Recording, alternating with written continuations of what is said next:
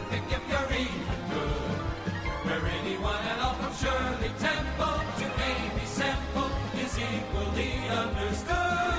Go out and try your luck, you may be Donald Duck.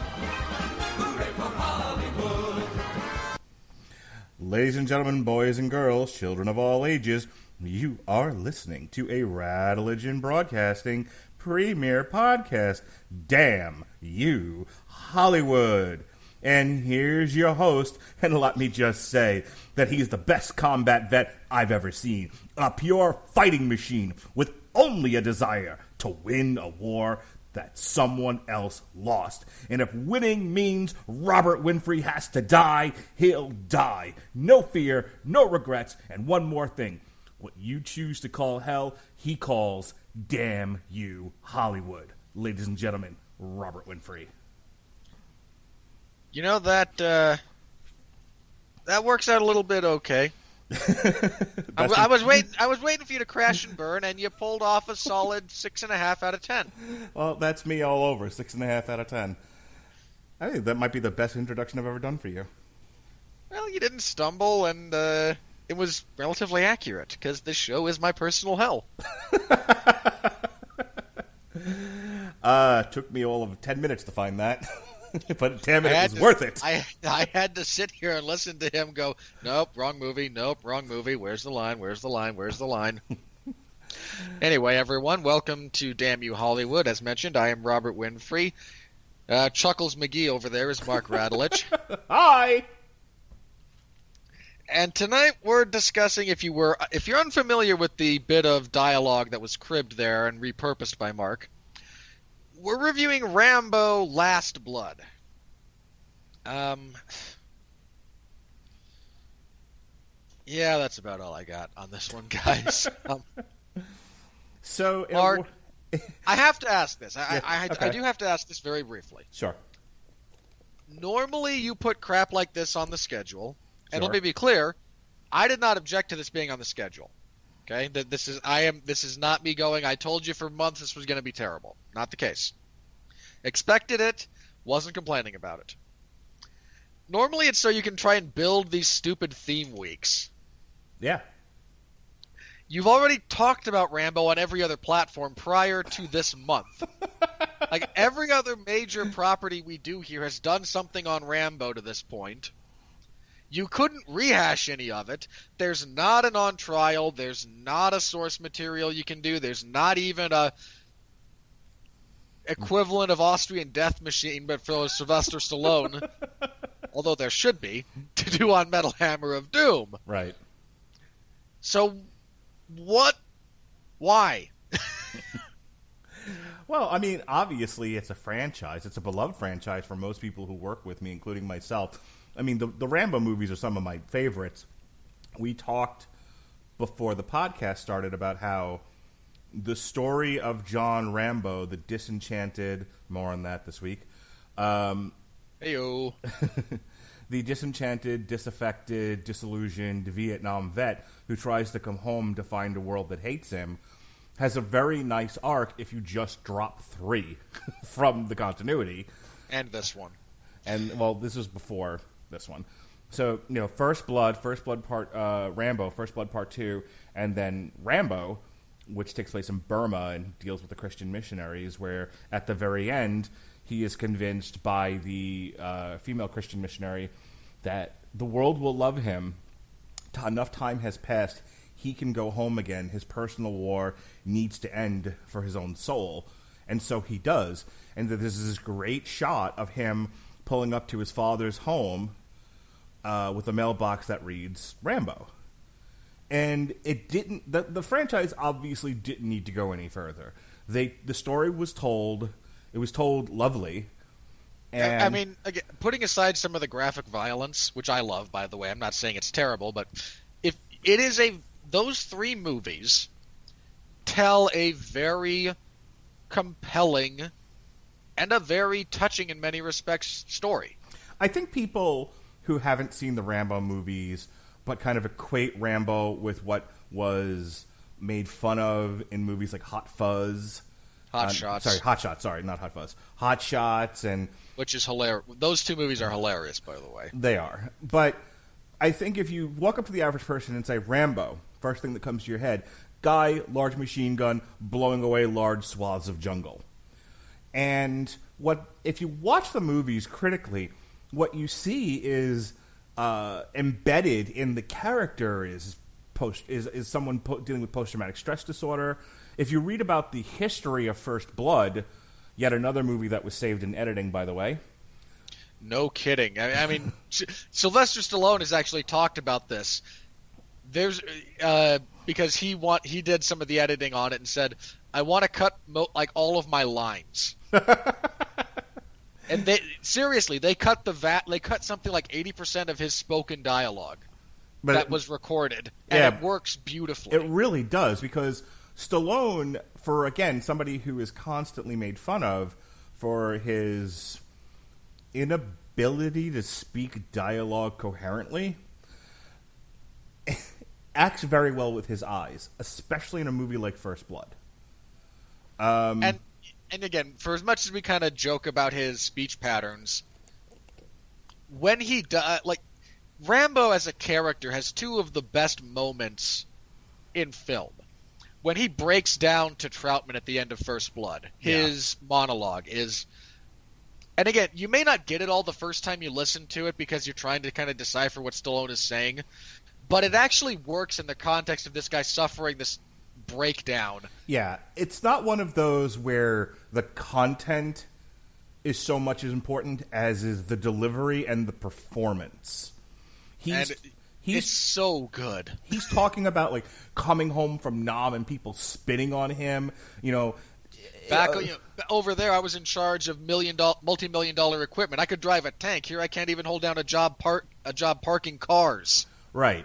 It's a monologue that Troutman asked him, "Don't you love your country?" And he was like, "I would die for this country. It's this country that doesn't love me." See, it's very upsetting for me. That whole bit. I've always had. I'm not an army person, but a lot of people in my family are military. A lot of people who have surrounded me in my life are military, and it's always been a thing that breaks my heart how soldiers can be treated and have been treated in this country. So I think that's one of the reasons why it affects me the way that it does, and why I watch that. I mean, because you watch it and it's kind of a slasher movie, right? All these Rambo movies kind of are slasher movies. He's a monster running around killing various people, especially the first one. He kills one hang on. In First Blood, he inadvertently kills a grand total of one person. Yeah, but he's hurting a lot of cops in that movie. He causes damage, okay? I'm not saying he doesn't. I was going to say, when he starts setting up booby traps in the, I guess it would be the forest. The forest, yeah. Yeah, there's a one point spikes come out of the thing and hits a guy and, hit the thighs. Yeah, okay, fine. Killing, strong word. But kind of a slasher movie. It's a lot of Rambo kind of jumping out of the wilderness and hitting people with a knife. The second one's just kind of a straightforward, more of a Chuck Norris, Delta Force kind of action movie. Same thing with the third one. Now, the second one is where he racks up his body count because his rampage across Vietnam. This is for those of you who have never read the books, First Blood, written by David Morrell, actually has a very different tenor to it. Rambo does kill all of the cops except the chief, who manages to escape, and he actually levels the entire town before he and the sheriff kill each other. Is how the novel ends. So that's where we were going with this conversation. The story of Rambo. There was a really great book I read about how the portrayal of the military through film and how it's evolved over the years. There was the portrayal, I want to say, in the 70s, and I think Rambo's First Blood's at the tail end of it, where all the soldiers are dealing with PTSD and they're all disaffected and disillusioned and shitty, and it's the presentation of the soldier on film from Hollywood's perspective is very bleak and very negative. I blame Oliver Stone. It's the 80s that turns them into Supermen. And you kind of see that transition in Rambo himself, where First Blood is depressing. in terms of what happens to this particular character. Patrick weighs in and says, it's Death Wish meets Home Alone in the best way possible. That's about right, actually. That's fair. Anyway, it's Rambo Part 2 that kind of makes the transition from bleak to Superman, which this book that I'm talking about really breaks down the transition of the soldier through film throughout the years. So, getting to the point and getting to Last Blood, which is why we're here tonight. Kind of funny that we've kind of come back around on that it seems to be a purely cyclical thing. You have, by the time you get, just sort of tracing Rambo's history, he comes back from Vietnam, he's visiting a friend in West Virginia, he's seen as a vagrant and a ne'er-do-well, and so Brian Dennehy takes him out of town, and he comes back, and that's what gets the action going. At the end of it, he goes to prison, after he mutilates he damages a lot of cops. He blows up part of the town. Like, he does a lot of damage. Yeah. But he does live. After he mutilates... sorry. My point to all of that was Morrell wrote the novelization for First Blood Part 2 and is able to go into more detail in the way that a novel is about the rampage he goes on after he is betrayed by the government, and the body count he racks up is catastrophically high. So that we can get to the film, tracing the sort of lineage of the narrative. So he destroys this town, hurts a bunch of cops, and he goes to prison, which is where we find him. And Troutman says, "Okay, here's the deal: you can get out of prison, but we want you to do a mission in Vietnam where he's only supposed to take pictures of a POW camp." Of course, he doesn't find the camp to be empty. He learns that the camps are sometimes empty because they rotate the prisoners through a series of camps. In any case, on this particular day, he finds the camp full of prisoners, and he tries to get them out of there, at which point Murdoch says, abort the mission and leave the man stranded because this is a problem. Fast forward. He wasn't supposed to find anyone. He was supposed to find an empty camp. Right. So they could show pictures of an empty camp saying there's nobody there. See, the war's over. Everything's fine. There were nobody was put in concentration camps. We all had tea. We have always been at war with Eurasia. What? So anyway, of course, Rambo then comes back to the base with all the POWs, like you do. And goes on a bloody rampage. Yeah, saves all the POWs. Right. But then walks away, and we find him sort of traipsing about Thailand in the third movie. There's no point in getting into deep depth with the third movie. Just know he's in Thailand, kind of living off the grid, where Troutman attempts to re-enlist him, and then when Troutman gets into trouble, he goes and saves Troutman in Afghanistan. Back to Thailand. The only good thing about 3, I think, there's actually a line from Troutman when he tries to recruit Rambo. He just tells him, because he's living in a monastery at the time, you've not actually made peace with yourself, buddy. You're hiding. Right. And Rambo's response is basically, yeah, I can keep doing it, so good luck to you. Yeah. But he does give him the advice that I think remains extremely relevant to the character through the rest of the iterations that we're dealing with. You will never be at peace until you make peace with the fact that you are capable of these terrible things. You've done these terrible things, and that is part of who you are. You can't just hide from it. Right. Until you reconcile that, you're never going to find peace. It will never be over for you until you choose to end it. Which brings us to Rambo, which is 4. And again, he's traipsing about Asia. He's leading an expedition of Christian missionaries in Burma.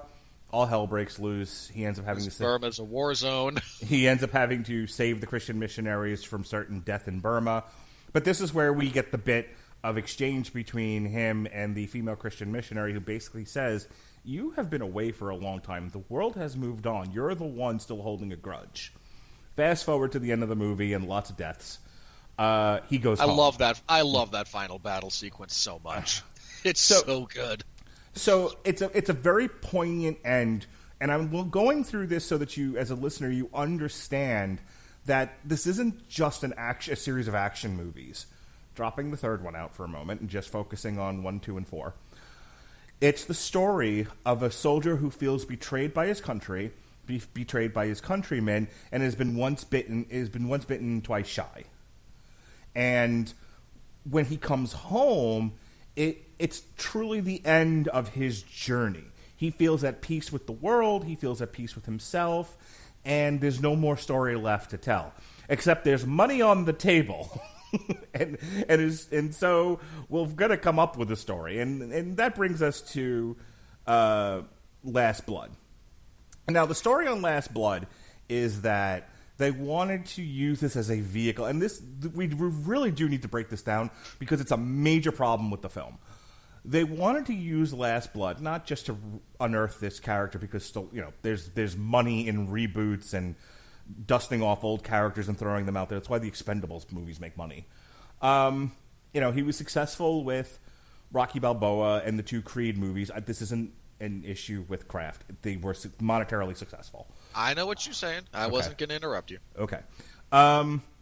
So it's kind of, let's see what other beloved things from the 80s and 90s we can unearth and see if they'll make money. I suppose personally, the supreme irony for me is that Rambo 2008 comes out around the same time as Rocky Balboa, and felt like it did feel like he was giving closure to a lot of those characters. Yeah. And then for some reason, 11 years later, now here we are again. So they're using this unearthing of the Rambo character to tell the story of human trafficking. It's an editorial, or it's meant to be.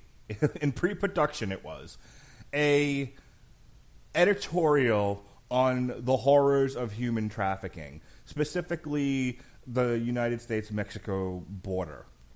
Which is look, politics aside, the border is currently a catastrophe. And again, you can blame whatever way your political leanings choose. But, I leave that up to you. I think we can all safely agree it's not a good situation right now. No. And again, we'll get into the critical reviews of this because it needs to be dealt with in its own little chapter of this review. Oh, my God. I walked out of this movie, and if I hadn't already known what the critics were whining about, I would have known after I walked out of the movie. Like, oh, I know exactly what everyone's going to be complaining about.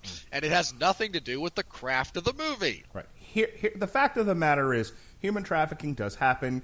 There are Mexicans who are involved in human trafficking, and it is happening to young women in both the United States and Mexico at a bare minimum. These are facts. Yeah. So this movie seeks to take those facts and fashion a Rambo story out of it. And it's always Rambo going into a combat zone of some sort. Well, after the first one. The first one kind of put that to the side. But 2, 3, and 4, it's Rambo going into a militarized zone and killing everybody around him. And it starts with, okay, Rambo goes in, and you're in an advisory role. Here's this relatively small thing we want you to do, and yes, you can defend yourself if necessary, but you shouldn't need to worry about it. We expect only a small amount of the enemy. And then everything goes sideways, and his response is, all right, everybody's dying. I've had it up to here with this. We're just gonna stack them up like cordwood. The Rambo Last Blood, and I'm going to pitch it over to Robert in just a second to do the plot synopsis, such as it is, turns the Rambo story of Warzone, Rambo, insert Rambo in Warzone, dead. Just death everywhere. And they turn it on its head and say, what if we talked about the horrors of human trafficking and then we create a situation where death comes to Rambo, who's just trying to live his life. It's kind of I tried to get out, but they pulled me back in. It's this weird concept of what if Rambo is the living embodiment of death, and no matter what he does, as he says in the movie, he's just trying to keep a lid on it. No matter what he does, he can't escape it. If he won't go to it, it will come to him. These are the pillars of this story. How successful they were at at editorializing on human trafficking. I think we can all agree it's bad. Is there any look? The only people this is one of those things that always kind of bothers me when people try to politicize. It's up there with sexual assault. Like, the only people pro-sexual assault are rapists, like Bill Clinton. Yeah. Bad joke aside. Like, again, Bill if Clinton was a rapist. Is a rapist. Well, he's still alive? well, I mean, I don't know if he's currently raping people. Is my only point. Look, he's still alive. Consequently, he remains a rapist. And okay, again, the point being, no one's actually in favor of these things, and the fact that we, for some reason, try to politicize them, like, well, if you have a slightly different perspective than me on this position, then boy, you sure must be in favor of Harvey Weinstein continuing to exist. Like, okay, wow, you took 2 + 2 and came up with shoes. Good job. Look, again, no one's pro-human trafficking except human traffickers. I'm not even sure a lot of them are pro it. I think it's more of just a means to an end. Sure, there's very few international criminal organizations that is their primary method of monetization. I was going to say that they would, that if forced to have an intellectual discussion of it, okay, everyone take a drink. I think, like, in The Wire, when they're defending drug dealing as a means to an end, there's something to the effect of, this is us, this is our culture, this is okay because you've made it okay by creating the situations in which we all gravitate to drug dealing. I don't think human trafficking has ever been intellectualized. Like, I don't think there's a human trafficker that's going, well, human trafficking is the thing that exists, and I gravitated towards it because of the circumstances of my surrounding. Pretty sure they just went, I got to get paid. The drugs seem a bit flooded. I'm going to go steal women and sell them. That's probably accurate. Can you imagine, like, someone sitting around a table and just sort of justifying it outside of the need to make money? So, hold on. The sad thing is I can, because I think the worst of humanity. It's hard for me to picture that, I guess. Sometime offline, I will adopt the pro position just to kind of rattle your cage a little bit. Good. Do it in the Boogie Nights chat. That way, the people Darn right. in that will be right along with you as I mute the conversation. All right. So, without further ado, the review. Point being, that's roughly that's the context that is necessary to kind of come to this story, such as it is. Is this movie successful in editorializing in a meaningful way the horror that is human trafficking? And does the idea of, if he won't go to death will come to him, work in terms of an entertaining story? And does it serve this character well, or was this a giant waste of time? We will answer those questions momentarily, but first, Robert will tell you what happens in this movie. We will try to answer those questions to the best of our abilities.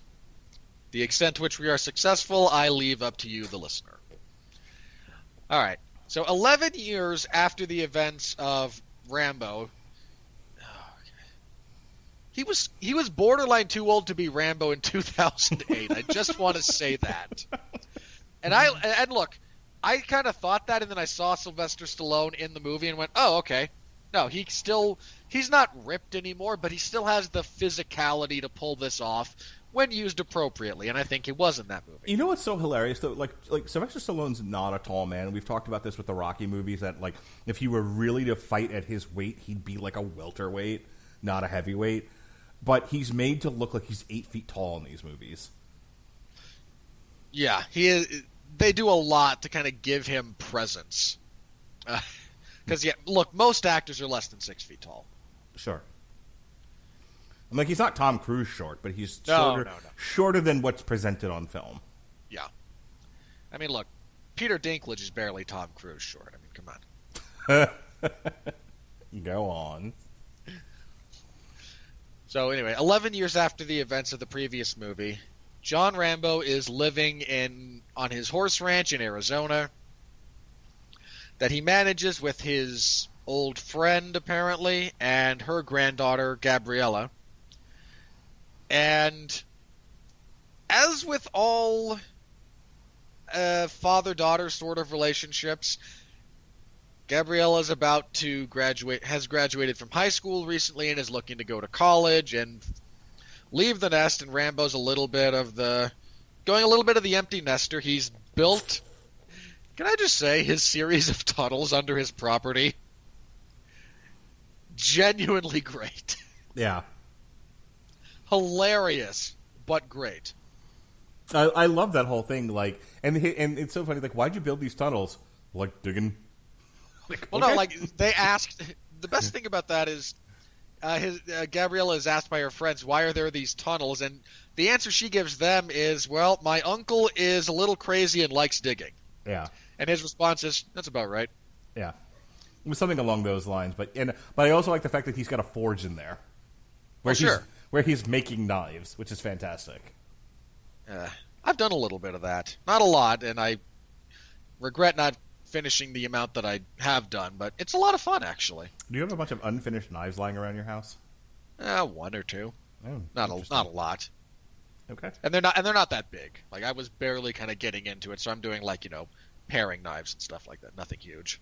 Gotcha. There's no like broadswords lying around. Oh no. Well, no unfinished ones. Yeah.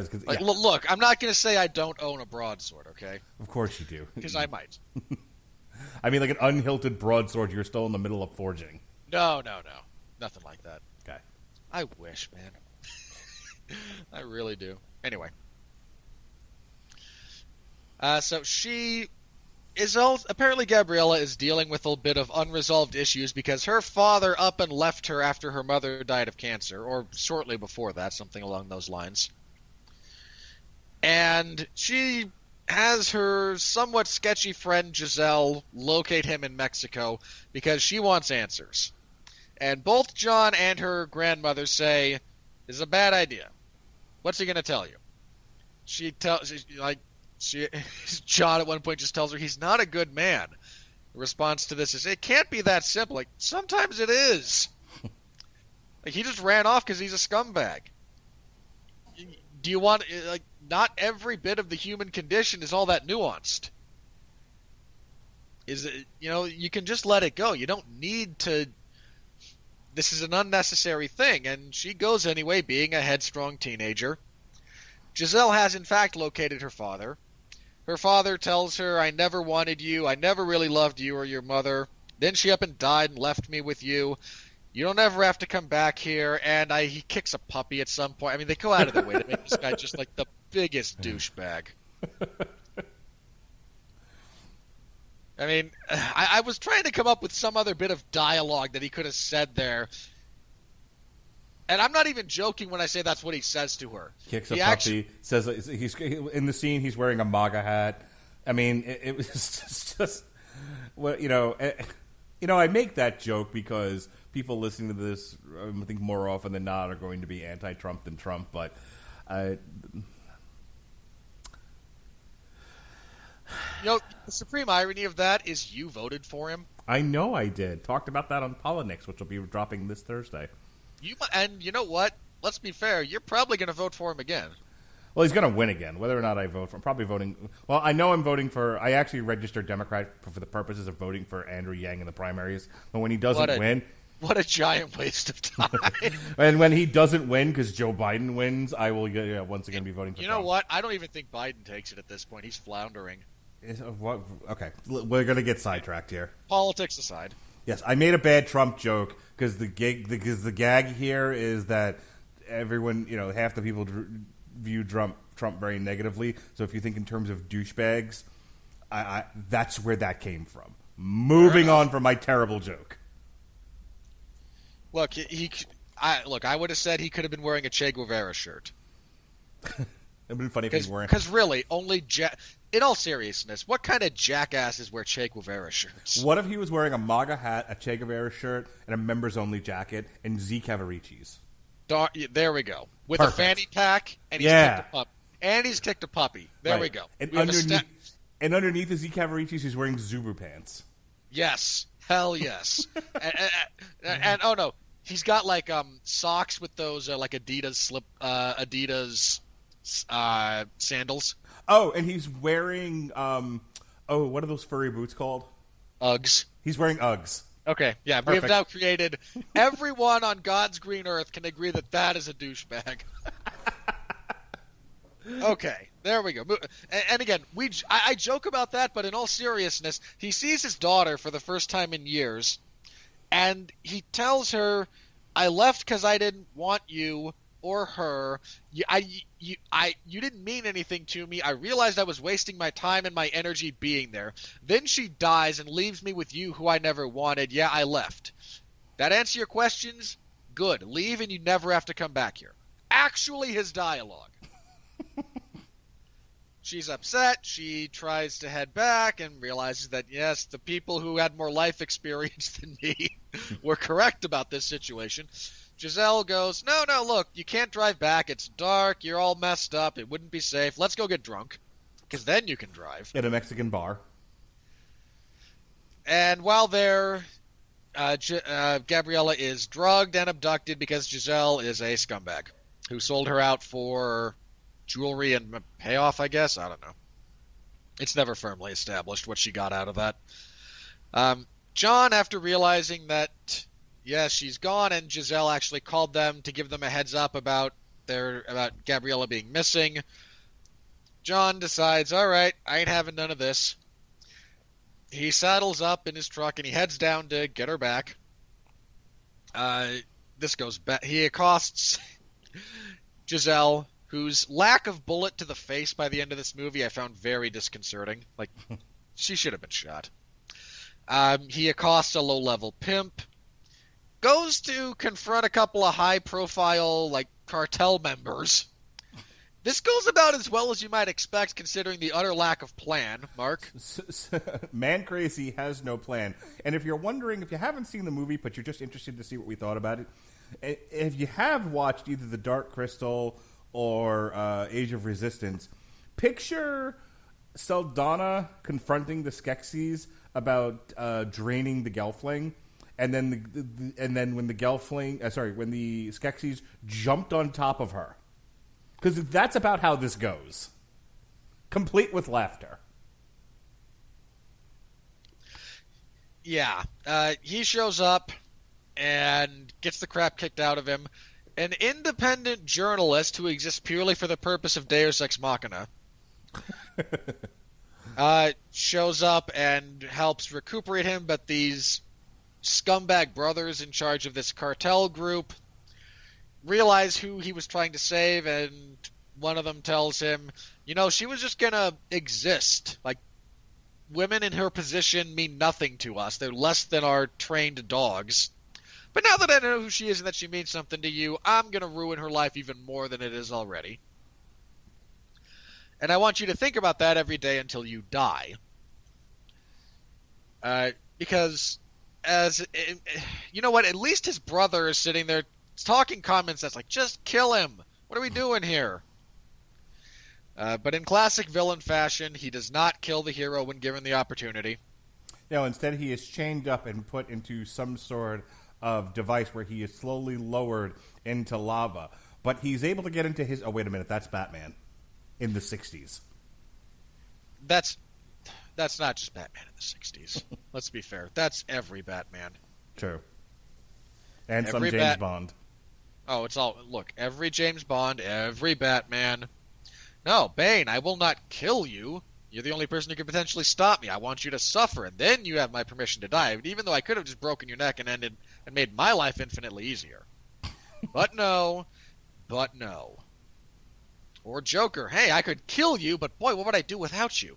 Go back to robbing up mob bosses? Like, oh god, you're all pathetic. Contrivances for the Mary Sue in the cowl. Yay. So there lies Rambo convalescing on Rambo convalesces. Gabriella is hooked on heroin and pimped out, and it takes him about 4 days to kind of get back on his feet after the beating, which is a shockingly fast recovery rate, but good for him. It's a good thing his mutant healing factor was still working, unlike Logan's.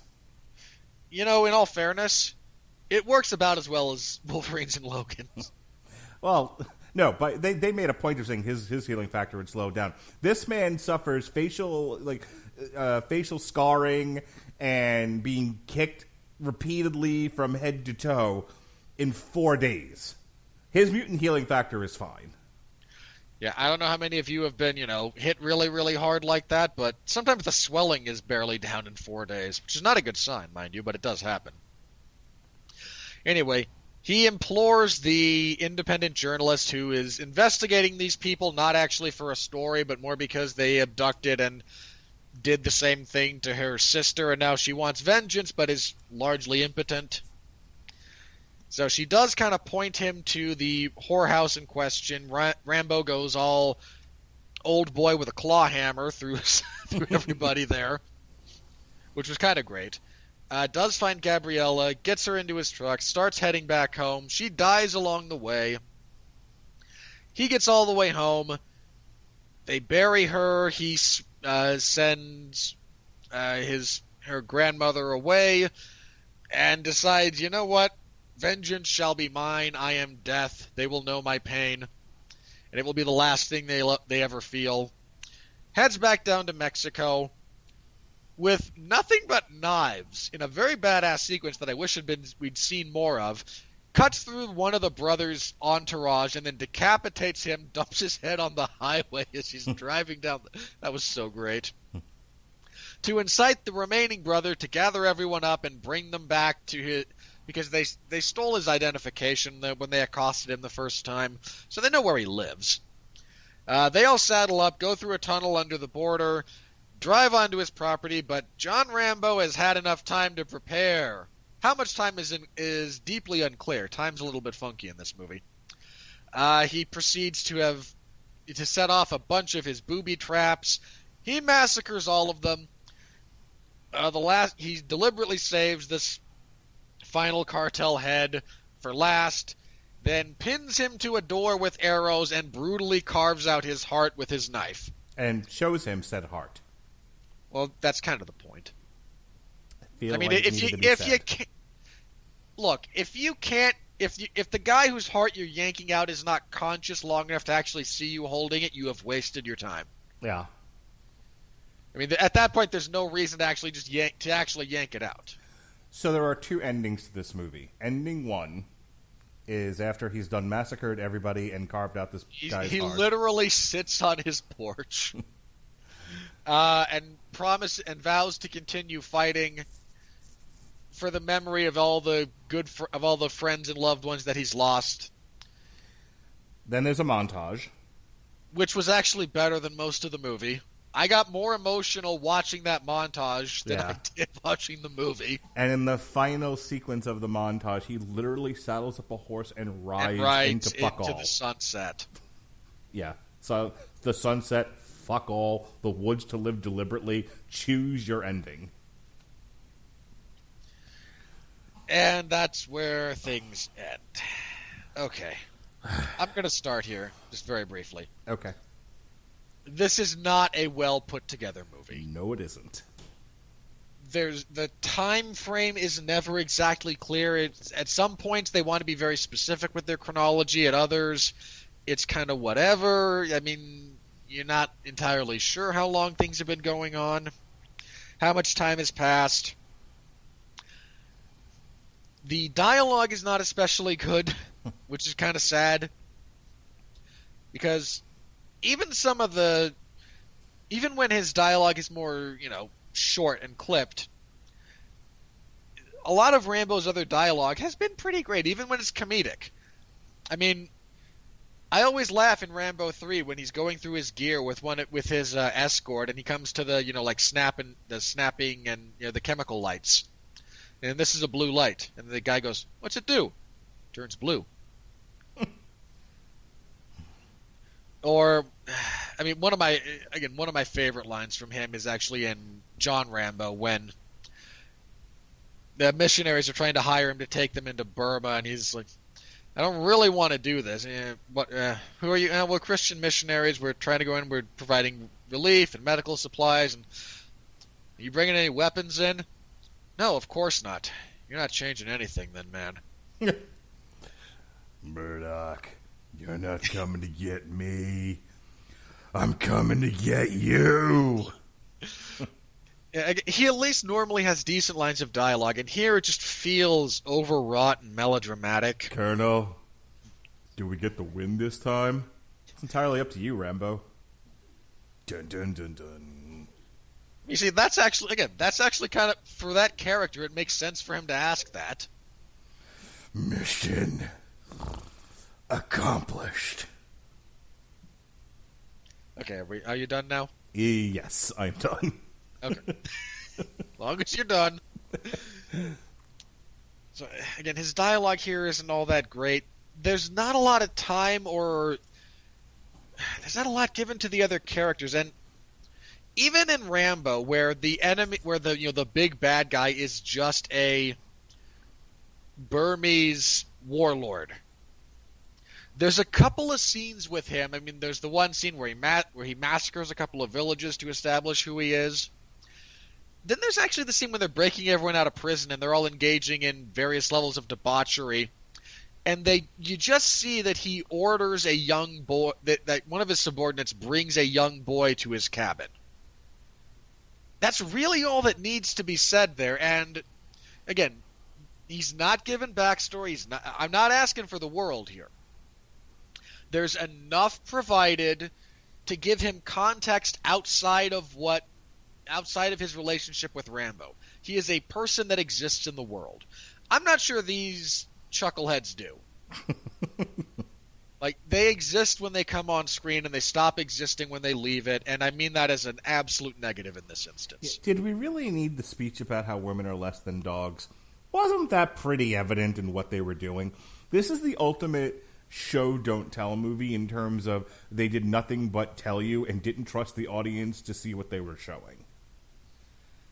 Yeah, I mean, I get that the villain is monologuing there, and I'm okay with a good villain monologue. Like, that's fine. But it did seem a bit redundant. Like, he doesn't need to go into detail, he just needs to... I feel like there's a better way to do that. What was her name? Carmen? Again, she exists just to dump exposition. Like, she doesn't actually serve a purpose. She doesn't relate to the character beyond like the basest superficial, boy, these people sure do suck. They've taken someone from each of us. Well, she exists as a plot contrivance, because I don't even think she was written in to dump dialogue. I think they wrote themselves into a corner when they were like, what if Rambo marches into an enemy camp with no weapons and no plan, and then this will really shock the audience. They kick the fuck out of him. It's as though these people have never seen a Rambo movie before. Your hero has to be disadvantaged at some point in order to overcome something. That's the nature of... If your hero is never at a loss, is never made to be in danger, you have a Mary Sue, not a hero. But it was like, okay, well, now he's lying dead. He's lying half dead on the ground. What are we going to do to get him to the point where he's going to rig up the house and all of that, and before that, save the girl? And they're like, well, someone will save him. We need a good Samaritan. Yeah.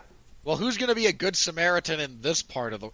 And let me be clear, when I say this part of the world, I don't mean Mexico. I mean this particular subset of this city in Mexico. Yeah. That exact same philosophy applies to plenty of locations everywhere around the world. Like, you can find... I guarantee you will find, areas in every major metropolitan city in the United States. I was going to say, I feel like there's a scene in Menace to Society where I think the kid gets, like, beaten up pretty badly or whatever, and he ends up in what appears to be like an enemy camp, and, like, I feel like it's Menace to Society. I'd have to rewatch it again. I know you haven't seen it.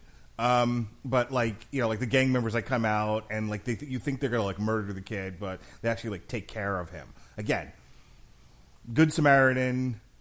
In any place in the world that is bleak, there is one person doing a good deed.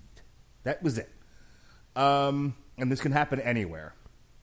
To be clear, that's what we're trying to say here. But yeah. I do feel like she was written in a second or third draft when they were like, we don't know how to get him off the ground at this point. Well, it would have been helpful if they hadn't written that in the first place, but I digress. Yeah, it's like, well, we don't want to rewrite this to make it make sense, so we'll just throw this in there.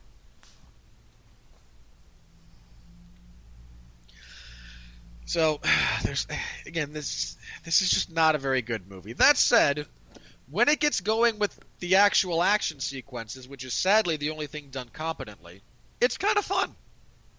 That's the point when I started engaging with the movie in a lot of respects. Most of the action is relatively well shot, is very readable. Even the stuff in the tunnels, which is where most of the people die. It would have been unbelievably easy for that sequence to be a garbled mess visually. And it's not. It's very, very readable. So I do want to give them credit for that. Because I've seen plenty of tunnel shootouts in movies. Most of them are terrible. All right. I have a lot of problems with this movie. The action's not really one of them. Here's the problem, and I was telling Robert this offline. I won't use the sort of gross sexual thing I was going to say about what this movie felt like to me. Instead, I will say that it feels like a very, very long, slow build to one explosion of violence. But even though you have the hammer sequence, you have the sequence when he leading up to him beheading one of the villains, and then you have the final raid on the house. They all kind of come in rapid succession, and it's a long build up to that point. So this movie is paced like shit. First of all, second of all, while I don't have a problem with making human traffickers look like evil people, regardless of their race. They are, regardless of their race. If you're a human trafficker, you're a giant scumbag who should be killed. Yeah. On the other hand, I don't know many human traffickers who are prone to dramatic expanses of dialogue. I understand the need to do a dramatic presentation to a degree, but here's the thing. Sometimes a villain can just be presence. You don't need to muck it up with dialogue. And I guess if you have Sergio Perez Manchetta, who can also be seen in Snowfall, I guess you want to use him. I mean, I don't know if it's like a SAG thing or whatever, but on the other hand, I don't think it lended anything to the presentation. We got it. They're human traffickers. Nothing about them will be good. Like, if you showed them talking to their mother and having tamales, it still would have been bad. They're still bad dudes. We don't need, like the scene where, again, Man Crazy has no plan, and I'm going to get to the lead up to that in a second, which I had a major problem with.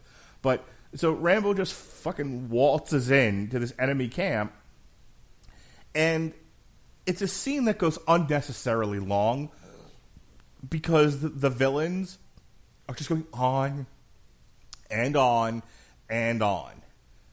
And it's like, there's other shows and movies that have shown Mexican mobsters and have done a much better job of at least approximating reality.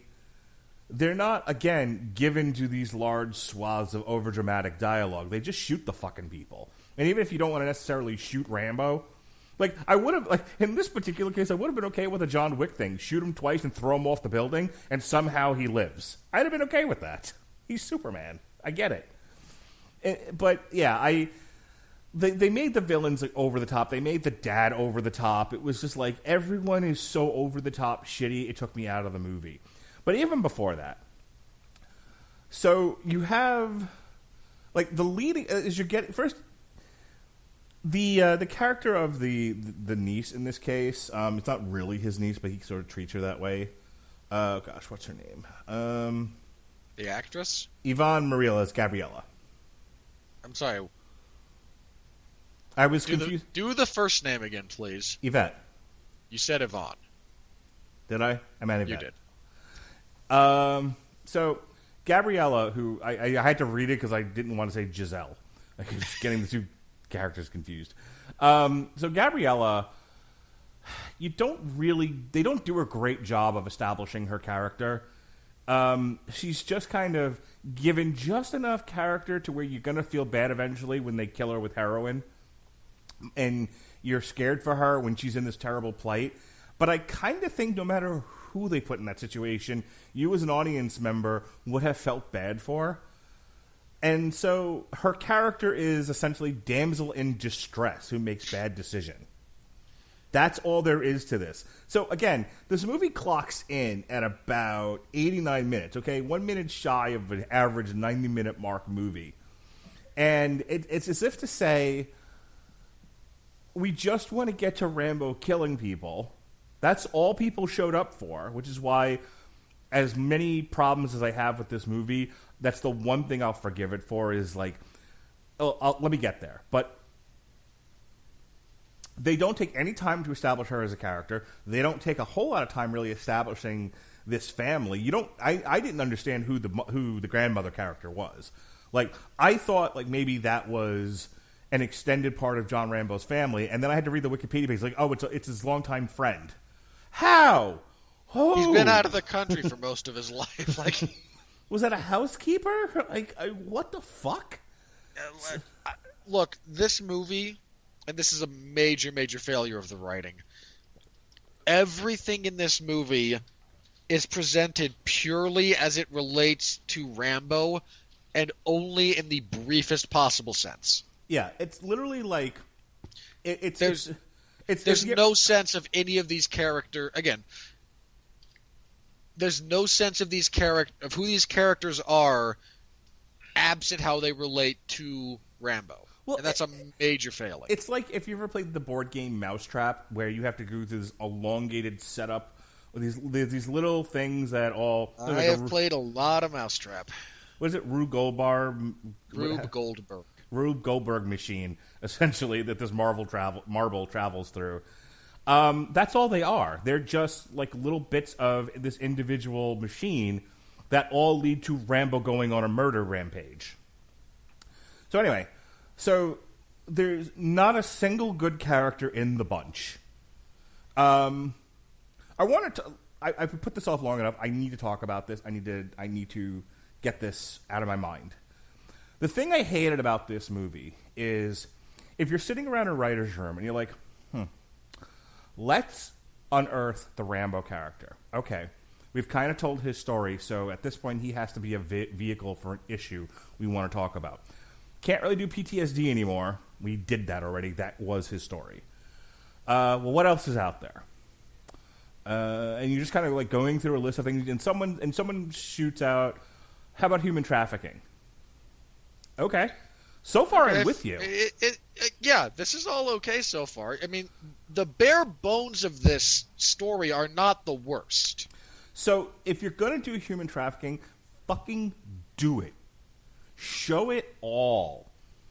Spend some time with these characters. Spend some time going through the process of getting girls and where they go. Some of them go here. Some of them stay in a brothel there. Show the drugs. Spend time in this world. You introduce a journalist character. Show her, like, in an office somewhere, working on a story and working with an editor. Mark, she's an independent journalist. Oh, Jesus Christ. Talk about the issue. Talk about the problems with the issue. Talk about why this is such a hard thing to get a handle on. Why you have uncooperative governments. Why you have uncooperative police forces. Why, human trafficking is a problem that is global. It's been going on for a very long time. It involves the entirety of human history. It involves children, boys and girls, all the way up through, young men and young women. It involves all races. Okay, talk about the disease. These are all, if you're going to do this, don't give it short shrift. Or don't fucking put it in a Rambo movie if the person sitting across from you, as I'm saying all this, is saying, but it's Rambo and nobody wants to deal with anything important. Nobody coming to see a Rambo movie wants to be lectured about the horrors of violence. They just want to see Rambo kill people. So who are some of the most evil people on Earth? Human traffickers. And I feel like that's all the thought they put into this. I think you're probably correct as far as that goes. But it's bullshit. I don't disagree with you. And that's what I'm angry about. Of course, I it. said that. Look, I said the same thing about Hobbs and Shaw, but hey, here we are.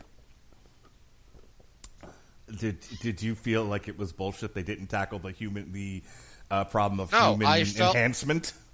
No, I felt like it was a terribly written movie with people just pitching back and forth the worst ideas possible, and some poor guy in that writer's room going, none of this makes sense, and everyone then just throws their chair at him. But I feel like you're missing a critical detail here.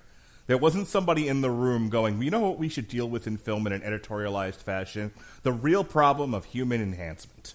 Well, considering how much you post about the singularity... The problem here again is this was too serious an issue to pay short shrift to in a movie where all people were coming to see was this crazy guy kill a bunch of Mexicans. I mean, look, let's also consider, because if we're going to talk about the Rambo franchise, what it's supposed to do quite well is marry a real issue and talk about it with a degree of seriousness and nuance may be the wrong word in this respect, but a degree of some sophistication, not the most in the world, but some, and then also include murder, carnage, mayhem, and explosions. So here's why they wrote Rambo like a shitty character as well. They established that he's taking medications. They don't really get into it because I don't think anyone writing this movie knows actually anything about post-traumatic stress disorder and or hang on, bipolar. in all fairness, I think I agree with you that, again, if we're going to talk about human trafficking, there's things we can do. I even think there's ways to do it without lecturing. Like, that takes a more deft hand when it comes to writing and was probably a bridge too far for the people writing this. But I think it can be done. I think if you show him dealing with the ins and outs of that, that's probably the point where you're going to start to lose people in the weeds a little bit. It's enough to show that he is on medication trying to You don't know if the medication he's taking is for high blood pressure, diabetes, or fucking PTSD. You know, for a guy who 20 minutes ago was whining about show don't tell. But they could have shown him, you know, at a local VA in Arizona talking with a psychiatrist and, you know, why don't you tell me what's going on? Why don't you open up a little bit more? Like, nope, just give me the pill so I can go. I would have been fine with that. Again, I think it could be done. I'm not saying it couldn't. I also just have no problem making a very safe assumption that the pills he's on are for his PTSD. Okay, but here's the problem though. They play around, and one of the motifs of the Rambo movies has been the flashbacks that he has, which is a big time symptom of PTSD. And, you know, and a big part of his character is that he has those Vietnam flashbacks. He has them in First Blood. He continues to have them in later movies. Yes. He has them in this one. He has bad ones in this one. Like, the flashbacks here are to stuff from the same movie. Like, hey, remember 5 minutes ago when I said this line of dialogue? Yeah, I would have liked to have seen him struggling with night terrors. I would, you know, because here's the thing. There's a rich, engrossing movie here. There's a germ of an idea here that, unfortunately, instead of fleshing out the germ and really expanding upon it, like, show us the nuances of human trafficking. Show us the nuances of him dealing, you know, of having to reintegrate into society over the last 11 years and deal with his mental illness. Like, he does a bit of dialogue where he's like, I've just been trying to keep a lid on it. Great, thanks for telling us that. Can I see it, though? There was a germ of a movie here that they just kind of went, fuck it, first draft, let's just film that. Like, let's not belabor the pre-production process here with details. Let's just get to the murdering.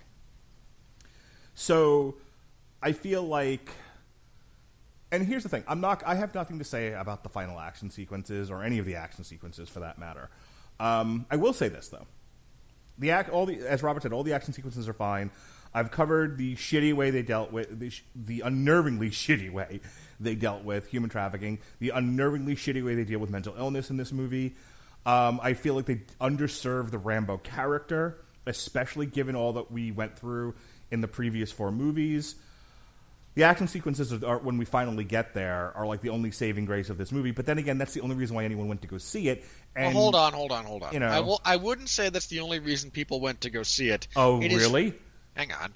Again, Rambo as a character has a history of having the ability to discuss or at least talk a little bit about somewhat deeper issues and then blow up part of the world. Like, find me the person who went to go see this because they wanted to see a movie talking about mental illness in the military. I'd like to meet that person.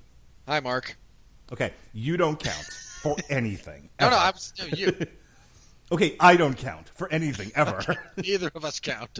Yeah.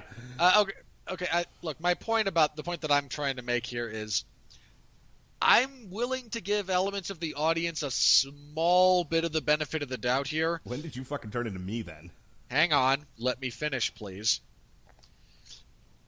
This was very clearly a movie that was made on the assumption that they only want to see the action sequences, and it's the only part of the movie that anyone involved with the creation thereof gave any thought to. Yeah. The last thing I'm going to talk about, and only because it was painfully stupid. So, in his youth, and by his youth I mean the second movie, he is sent into Vietnam, communist-occupied Vietnam. Not occupied.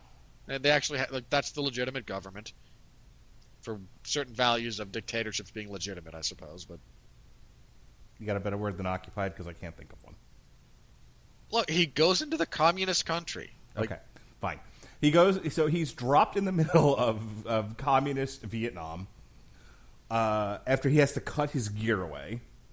He has one contact, but at least in preparation for it, he's got a map and he's got a plan, and even though the plan goes a little sideways, he mostly keeps to whatever strategy they had for at least getting to this camp, taking the pictures, and meeting back at the pickup zone. Rambo 3, he organizes a strategic rescue of Colonel Troutman from the Russians in Afghanistan. He has to at least somewhat come up with a plan to rescue the Christian missionaries in Burma. Yeah, he and the mercenaries he works with come up with a fairly good plan. Yeah.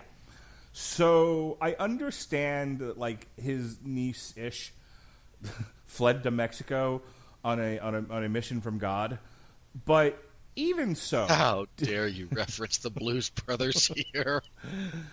But I would like to think that if my daughter went away, and when she's 17, goes away to somewhere I don't want her to go, unbeknownst to me, before I run screaming out of the driveway and in my car, I will have some plan. And I've never been in the military. What was the... It was like an utter... You are at a loss for words. This might be a first. When I tell you, this man, after doing... And here's an opportunity, okay? So I understand Rambo is not Batman. I understand he's not a detective. But it would have been an interesting thing for Rambo to sort of worked up to finding Gabriella. Had to interrogate people, look for clues, infiltrate and rescue. And maybe, you can still do the scene where they kick the crap out of him. Maybe he finds her and they get caught. And now, then they, in the kind of a Rambo 2 kind of a thing where, he's caught and they're heroin injecting her and they're beating him and they're separating. He's got to get out of there and go get her and finally get to the truck and fuck off out of Mexico. And you can still have the same sequence of events. But maybe it isn't this stupid. But just maybe. I mentioned this to you offline. I'm going to repeat it. I liked parts of this movie better when it was Taken. I haven't seen Taken. Oh, how dare you, sir? I wanted to do it as a Long Road to Ruin, and then we stopped doing the show. That's my excuse. Okay, I appreciate the validity of your excuse. You have no excuse now not to rectify it. See the first Taken, if nothing else. It's an exceptional action movie. Well, Had I known we were going to frequently say I liked this movie better when it was taken, I would have made Sean do a, what are we doing, an on trial for the first Taken. There's nothing to prosecute about that movie. Nothing to prosecute about many of the movies we do, but we find a way. God finds a way. No, you just... you mostly, in this instance, you mostly mean one of us has to BS through our teeth. Well, that's kind of on trial for you. All right. I think I have covered the relevant points here of why this movie was unbearably frustrating. I mean, it's a good murder porn. Once you finally get to, but it's kind of, but it's like murder porn, but made like in the 70s, where it takes forever to get to the sex. Like, come on, like speed up already. You would be more familiar with. I've watched a content. lot of porn for many decades. That explains so much about your Twitter feed, actually. It really should. All right. You want to close this out here, or are we talking about the money? I get this movie was, whereas most of the other Rambo movies take real issues and then attempt to marry action with a, again, we're not talking, the most sophisticated discussion here, but you do get a bit of nuance and you get a bit of real issues that are discussed with a degree of intelligence. They are? A degree, for God's sake. I'm qualifying this appropriately, okay? Okay, not 3. Right, 3 doesn't count. Oh, I thought you meant this movie. No, the franchise. Sorry, I take it back. You're fine. Okay. And then again, you just have action rampages, things blow up, people are less people. A lot of people die. A lot are horribly maimed. It's a thing. And for some reason, when it came to this movie, they left out entirely the first part and just went, okay. Now, and sadly, when I say left out the first part, I don't mean decided, you know what we're going to do? It's an 80-minute action movie.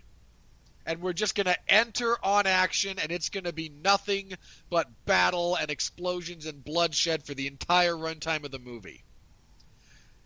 So they kept all of the time that they should be dedicating to an actual subject in, but didn't actually do anything with it, and then got to the killing. And again, when he gets to the action, when the movie does, that's the only saving grace it has. And it's all well done.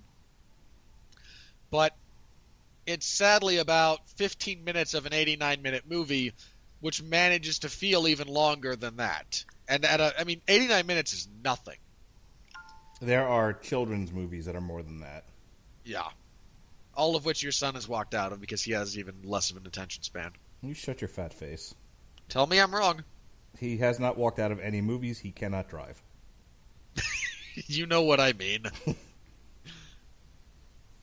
Okay, fine. He has switched them off on whatever device he's watching them on, or decided in the middle of viewing something to go do something else if he's at home. Nobody listening wants us to keep having this argument. Please proceed.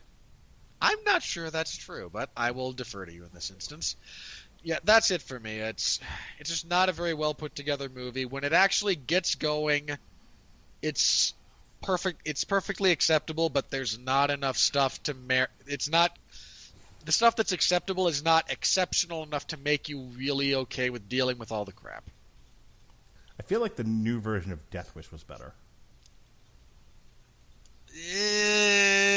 I'm not quite prepared to go that far. Unless by new version of Death Wish you mean Death Sentence with Kevin Bacon, in which case, yes. And on that note, if you mean Death Wish with Bruce Willis, I do. Then again, I'm not quite going to make that leap with you. I'm not sure it was. I'd have to rewatch it. But in the meantime, in between But time, why would I do that? Yeah. Here comes the money. Here we go. Money talk. Here comes the money. Money, money, money. Dollar, dollar. Dollar, dollar. All right. On a budget of $50 million, at the time of this recording, such as it is, its current box office stands at $28.2 million. By the time it's done, I'm sure it'll make over $50 million. Good for Lionsgate. I'm wondering if this is. Hang on, it's got to make $100 million.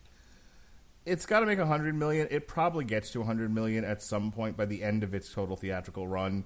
Yeah, lips across that line, I imagine. I mean, this weekend, the only thing that it's got to deal with is Abominable, which no one who saw this movie is going to go see that. And well, this even came in second on the weekend to the Downton Abbey movie. I almost texted you and be like, "How fast can you go see Downton Abbey? Because we should talk about this and Rambo." I would not have seen it. Why? No, I'm not saying it's bad. I have no context for it. I know it's a TV show. That's all I know. Well, here's the thing, and here's why I've said it would have been a funny thing to review, to compare and contrast Rambo to Downton Abbey, other than they are diametrically the opposite of each other. They could not be more different. The only thing that these movies have in common is that they're primarily English language. So I took my wife to go see Downton Abbey for her birthday. She's a big fan of the show. This is like her Star Wars, her WrestleMania. This is like the thing she's been looking forward to all year. It's like the one thing she had on the calendar. King and Queen are coming to Downton. Oh, that's the movie. I mean, there's more to it than that. Look, it's a pure drama. There's characters, I'm sure. There's all the interactions. Here's the thing. Whatever. Here's the thing. I get a lot of crap, and rightly so. Part of it is, part of it's me playing it up. Part of it is true, genuine interest in things that go boom. But contrary to the accepted notions about me, I do enjoy a good, subtle drama. I just don't do them on this show, and I tend to not talk about them. They're kind of like my own little private Idaho.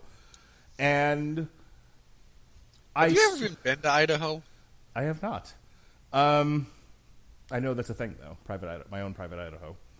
Anyway, the point is, I actually really enjoyed Downton Abbey. Like, not just because I'm like my wife's husband and I have to, because like that's what you do in a marriage.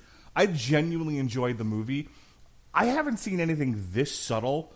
Granted, we watched it like Hobbs and Shaw, so what is subtle? But like nothing, the opposite of Hobbs and Shaw.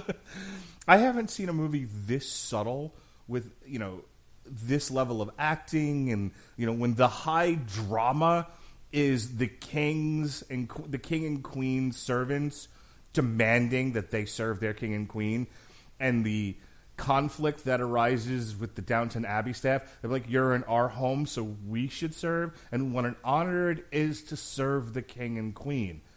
That's the conflict of this movie.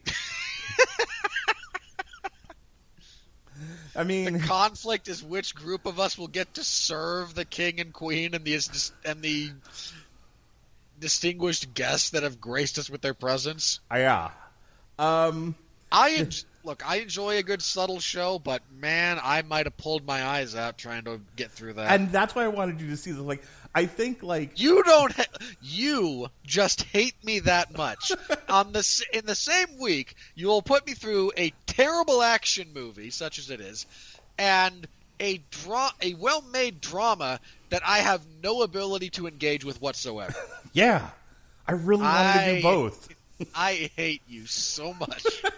You are the worst. I really am, but I couldn't get it together enough, and I know that your time is limited in some cases, so I was like, I'll just leave it alone. But boy, if we could have done a Rambo versus Downton Abbey show, I might have just been done for the year. Like, it's not getting any better than that.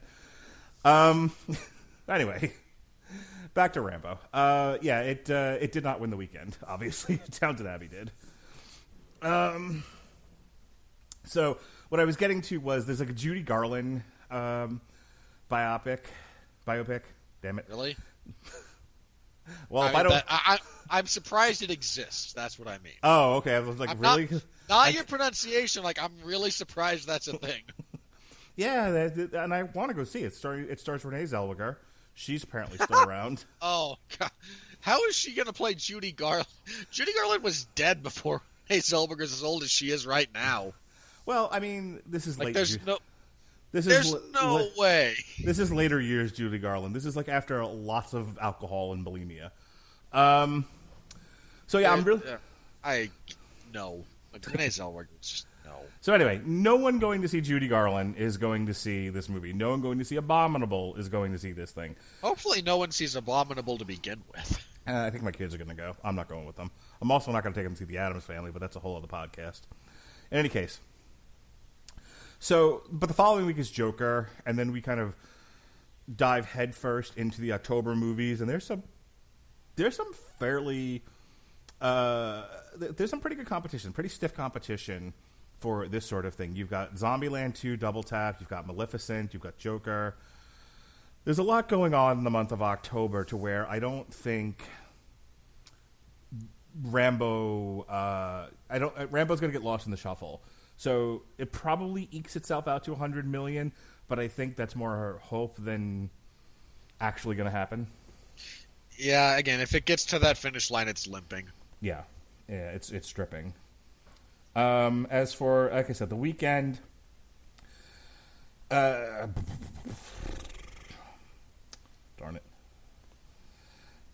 There we go. All right, Downton Abbey debuted at number 1. Ad Astra number 2. I'm sorry, David Wright. I did not want to go see Ad Astra. He asked if we were going to cover it. I would have covered Hustlers before Ad Astra. I would absolutely have flown to Florida to kick you in the crotch for that. You don't want to see Jennifer Lopez play a stripper? I don't want to see Jennifer Lopez at all. Whatever. I'm all about it. I mean, look, Ad Astra is just, Apocalypse Now in space, basically. Yeah, Downton Abbey debuted at number 1, Ad Astra number 2, Rambo at number 3. It fell from 1 to 4, Hustlers 2 to 5, Lion King is still going strong from 5 to 6, Good Boys 4 to 7. I hate everyone seeing that movie, by the way, at this point.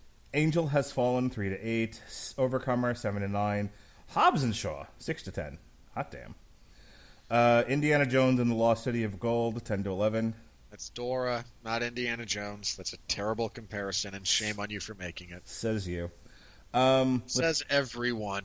The Peanut Butter Falcon fell from 9 to 12. Brittany Runs a Marathon stayed at number 13 for the second week in a row. Scary Stories to Tell in the Dark, which is doing very well on downloads, by the way, fell from 11 to 14. The Goldfinch. Hobbs and Shaw barely crossed the $750 million. How can that movie have made $750 million and still not be profitable? The answer, blown up budget. So it just opened in like 341 theaters. It already had its big China opening, I think, last week. You know what just also opened in 275 theaters? Hustlers. Yeah, but who cares? Me. I think we should cover more stuff about strippers. Mark, if you want to see naked women, you have the internet, you have strip clubs around you, do not foist that on me. Okay, Lionsgate also put out John Wick, which was profitable, so yeah, Rambo doesn't matter. Boy, look at this list from Lionsgate for this year. Not good. John Wick, Tyler Perry's A Medea Family Funeral, Scary Stories to Tell in the Dark, Angel Has Fallen, 5 Feet Apart, Cold Pursuit, Long Shot, Hellboy, which, boy, did that blow up on the launch pad. Oh, God. Rambo, and then a bunch of other crap. Yeah, it's been not the best year. Again, John Wick was fine. Scary Stories will wind up being fine. Again, there's several that'll be just fine, but they're not. This is not a banner year for them. No. All right. So as we said, coming up in the month of coming up this Friday, the big mass market release is Abominable. Like I said, which you should not see. There's a bunch of other movies out, but they're all like small showings. Judy is one of them, the Judy Garland movie. I just happened to notice it because I'm a big Judy Garland fan. There's a Fathom event for the 25th. It's Errol Spence versus Sean Porter. Oh, sorry, that's on Saturday. Duh. So yeah, October 4th is Joker. The 11th is The Addams Family, Gemini Man, High Strung Free Dance, and Jexy. So the big two there will be Gemini Man and The Addams Family. The 16th and through the 18th, you've got Jay and Silent Bob Reboot. Ooh. Maleficent, Mistress of Evil, and Zombieland 2. And then on the 25th, you have Black and Blue, which is the movie about the black police officer who gets... Can I say I've seen like the same trailer for that ahead of 4 different movies, and I've wanted to throw something each time. Countdown. Oh, it's the horror / thriller. The Current War and The Last Full Measure. And that's that for the month of October. So, like I said, the big ones are all pretty stiff competition for Rambo. I think by the end of October, no one's seeing that movie anymore.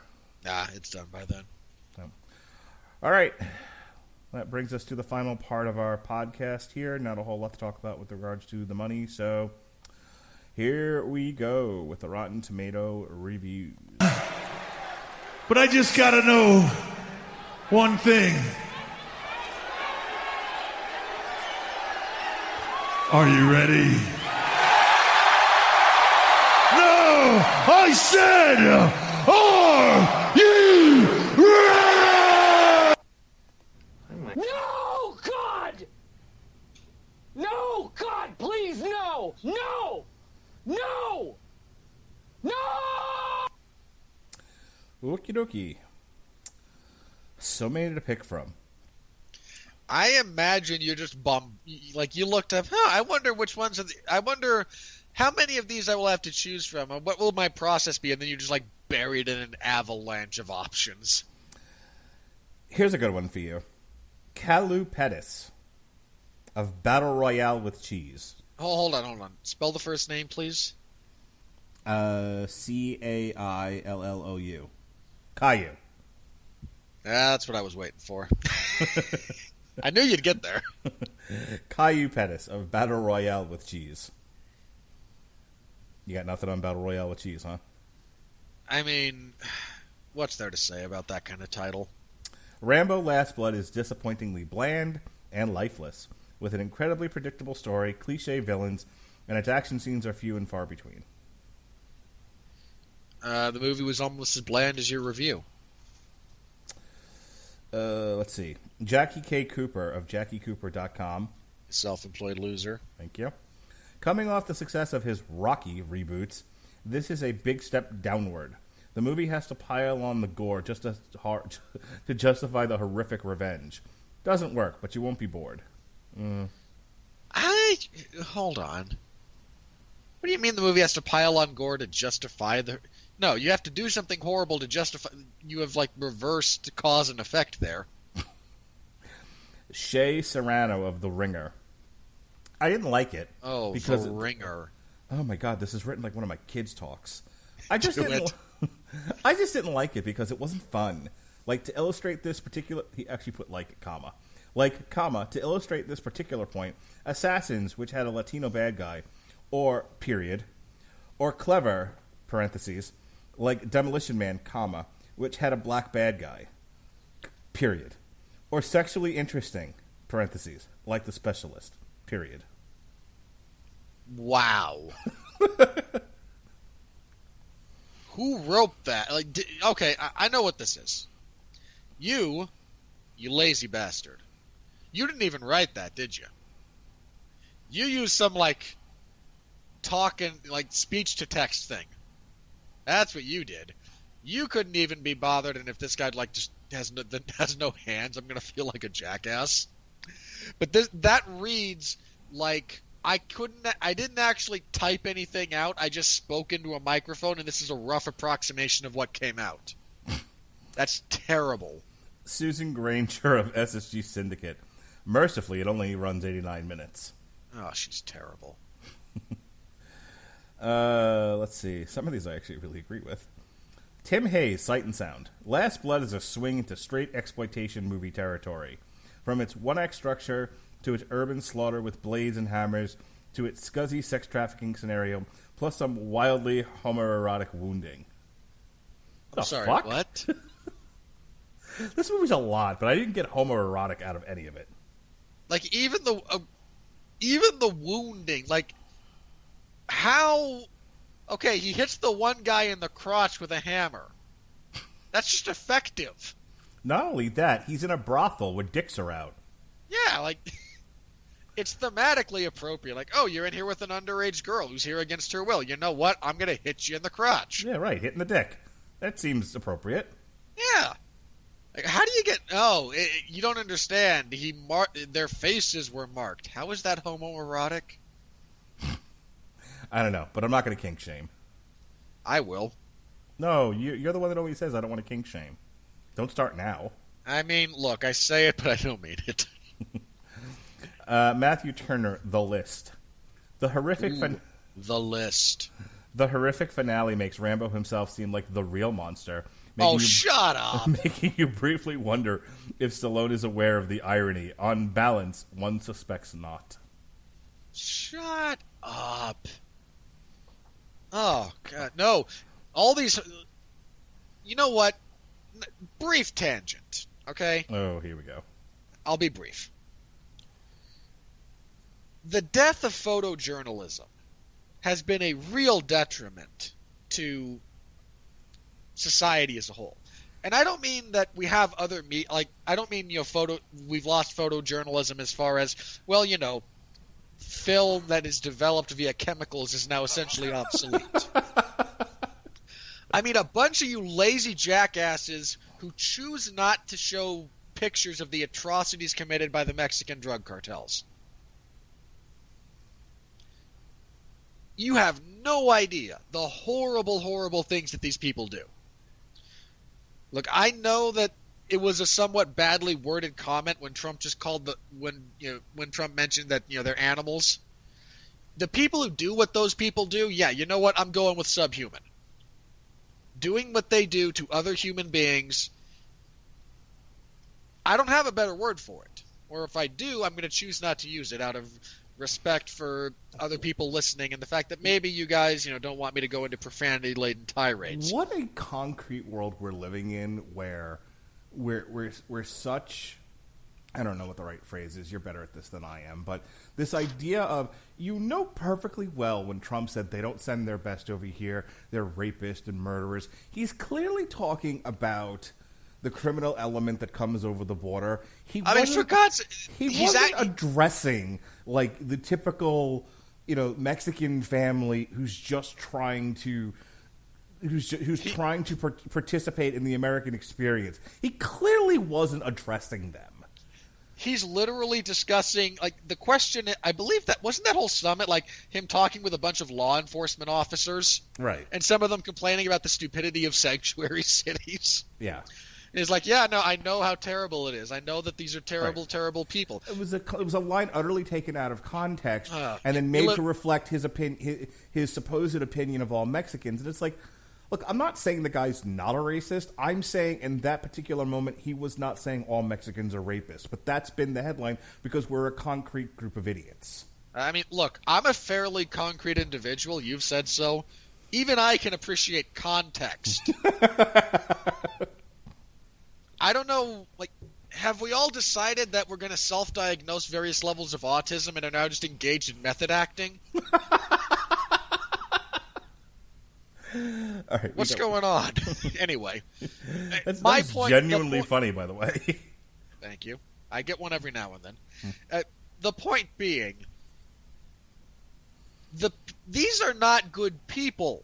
You'd think that that as many people, especially given the tenor of this review, given as much white guilt as this guy's carrying around, you'd think he'd understand that people who engage in slavery, which is what human trafficking is, are not really under these circumstances to be empathized with. Yeah. They're terrible people, and in this instance, Rambo does terrible things to them. There is no irony here apart from that which you try to impose on it. They're bad people who end up badly. That's the thing. This movie gets criticized for being xenophobic, to which, again, I said this at the top of the review. You're going to have to choose which hill you're dying on. You can't do both. They're diametrically opposed. If you're creating a villain character, the villain has to be bad. Probably irredeemable, which means they're going to be bad things, maybe given over to stereotypes of whatever race they happen to be. You either want to be inclusive and give jobs to everybody, in which case some of these villains are going to be minorities, or you're going to be exclusive and none of the minorities get jobs and will only put white people in film. I don't know how else to talk about this. But it's like there's not another way to talk about it apart from people who just want every hero to be Black Panther or Captain Marvel.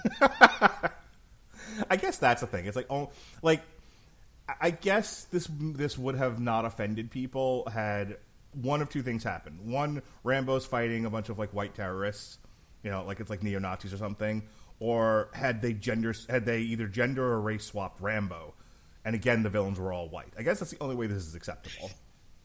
Welcome to the world in 2019. Which brings me to Michael Joseph Garza, Cultured Vultures. Oh, you almost cursed. That's funny. I almost did. Oh god. One day you're going to do it, and I will have to end the Radulich Broadcasting Network having achieved the ultimate success. Your goal is to make me... I mean, look, I didn't swear. I swore a little bit earlier on this episode. I try not to. It's something I'm really working on. But you're trying to get me to drop an F-bomb or something. Yep. But not because of me necessarily poking you, but because of what I'm trying to make it so that there's a great big pile of poop that I have found, and I've dropped it at your doorstep, and I want you to step in it. That's the only way it'll be meaningful. Fair enough. A film that should have passed the Rambo series torch, like Rocky did to Creed, ends mired in redundancy. So what this person wanted was for Rambo to have been kidnapped by sex traffickers. Because who doesn't want to get into old man ass? I mean, really. And have him be saved by Gabriella. This is the same jackass who's like, boy, Peppermint sure was a good film experience, despite the fact that he never actually saw it and neither did anyone else. Nate Adams. We need a female Punisher. Do we really? I'm not opposed to female protagonists. I'm not opposed to female superheroes. I make fun of Captain Marvel because it's a terrible movie. I am. They don't sell tickets. Peppermint, anything involving Scarlett Johansson outside of Black Widow. They've tried. This keeps failing. Nobody wants this. Get the fuck over it. Thank you. Look, you can... and look, again, let's be clear. Mark's not talking artistically. He's purely talking commercially. They keep trying. I can pull up a list of all, for the last 5 years, all the female-fronted action movies. And unless there was Marvel in the title, none of these were successful. Yeah, none. Wonder Woman did all right. If it wasn't a fucking comic book. Okay. You're probably correct. They tried it with Zoe Saldana, and what was that, Soledad, something like that? Yeah. Look, they keep trying. It largely keeps failing. And in some cases, it's because the movies themselves are just unbelievably poor. No, I don't even think that's the problem, because there's plenty of poor action movies that do just fine. But, again, the action genre... That's just Captain Marvel. Terrible movie. The action genre is largely a magnet for male audiences. Male audiences tend not to want to see females in lead action roles. They're fine with them as damsels in distress. They're fine with them as co-stars in many cases. You can have badass women. A badass girl running alongside James Bond is just fine. Once James Bond leaves the screen, no one's interested in that woman anymore. That is largely true. Tori Preston of Pajiba. The only positive thing I can say is that the title promises this will be the last Rambo movie, and that, at the very least, is a good thing. Ugh. Again, if you can't muster up the intellectual honesty or integrity to say that the action scenes in this movie are well shot and readable, you're a hack. Oh, here we go. Here's one for you. Oh, no. Charles Barfield of The Playlist. Something you're not on, Mr. Barfield. Jingoism is expected. But Last Blood takes extreme patriotism and adds a vulgar 2019 MAGA design flair to it. Wow. I hope you get invited to all the parties, you sellout fuck. That's not even accurate. Here's the thing about this. I would have been more okay with this if Rambo actually did have a MAGA hat. Yeah, we were talking about that offline, where it's we wish he'd killed all the Mexicans in a MAGA hat. I I might have been more engaged with that. Like, set to a soundtrack of Bruce Springsteen playing "Born in the USA." I mean, Bruce Springsteen, I'm utterly. It would have been funny. I'll take your word for it. Whether you got to play Kurt Angle's theme in that scene, come on. No, you can't do Angle's theme, but I'll think about it and come up with a better answer than anything by Bruce Springsteen. Because, you know. All right, so Anyway. I gotta read you the outre. Hang on. Before we get to that, look. Again, a significant part of the story of Rambo actually does revolve around his patriotism and his relationship with the country and the people, and that's an integral part of the character. Look, this was a very personal story. This had no greater socio-political story to tell. This isn't, I'm going after the Mexicans because Mexicans are bad people. They could have been fucking Eskimos. He's not even going after he doesn't even, make a point that, like, I've been tracking or watching the news about how bad things are in Mexico. No, it's just, look, I know bad things happen down there. I know bad things happen in various places, but, border cities on the Mexican side of the border, I'm not trying to, piss anyone off here, but you can look at the statistics and make your own judgment call there, guys. Look, blonde white girls get kidnapped in Caribbean islands. Shit happens everywhere. Yeah. I mean, it's not a MAGA... First of all, it's not a MAGA thing when the story you're telling is my niece was kidnapped by criminals. Like... the only political language in this movie is stuff people are using to talk about it. Well, again, it's not like Rambo never calls them like wetbacks or anything. There's no slurs. He doesn't say anything bad about the country, or again, he doesn't like these people because these people did terrible things to people he cared about. Like right. It's a fundamentally racist thing.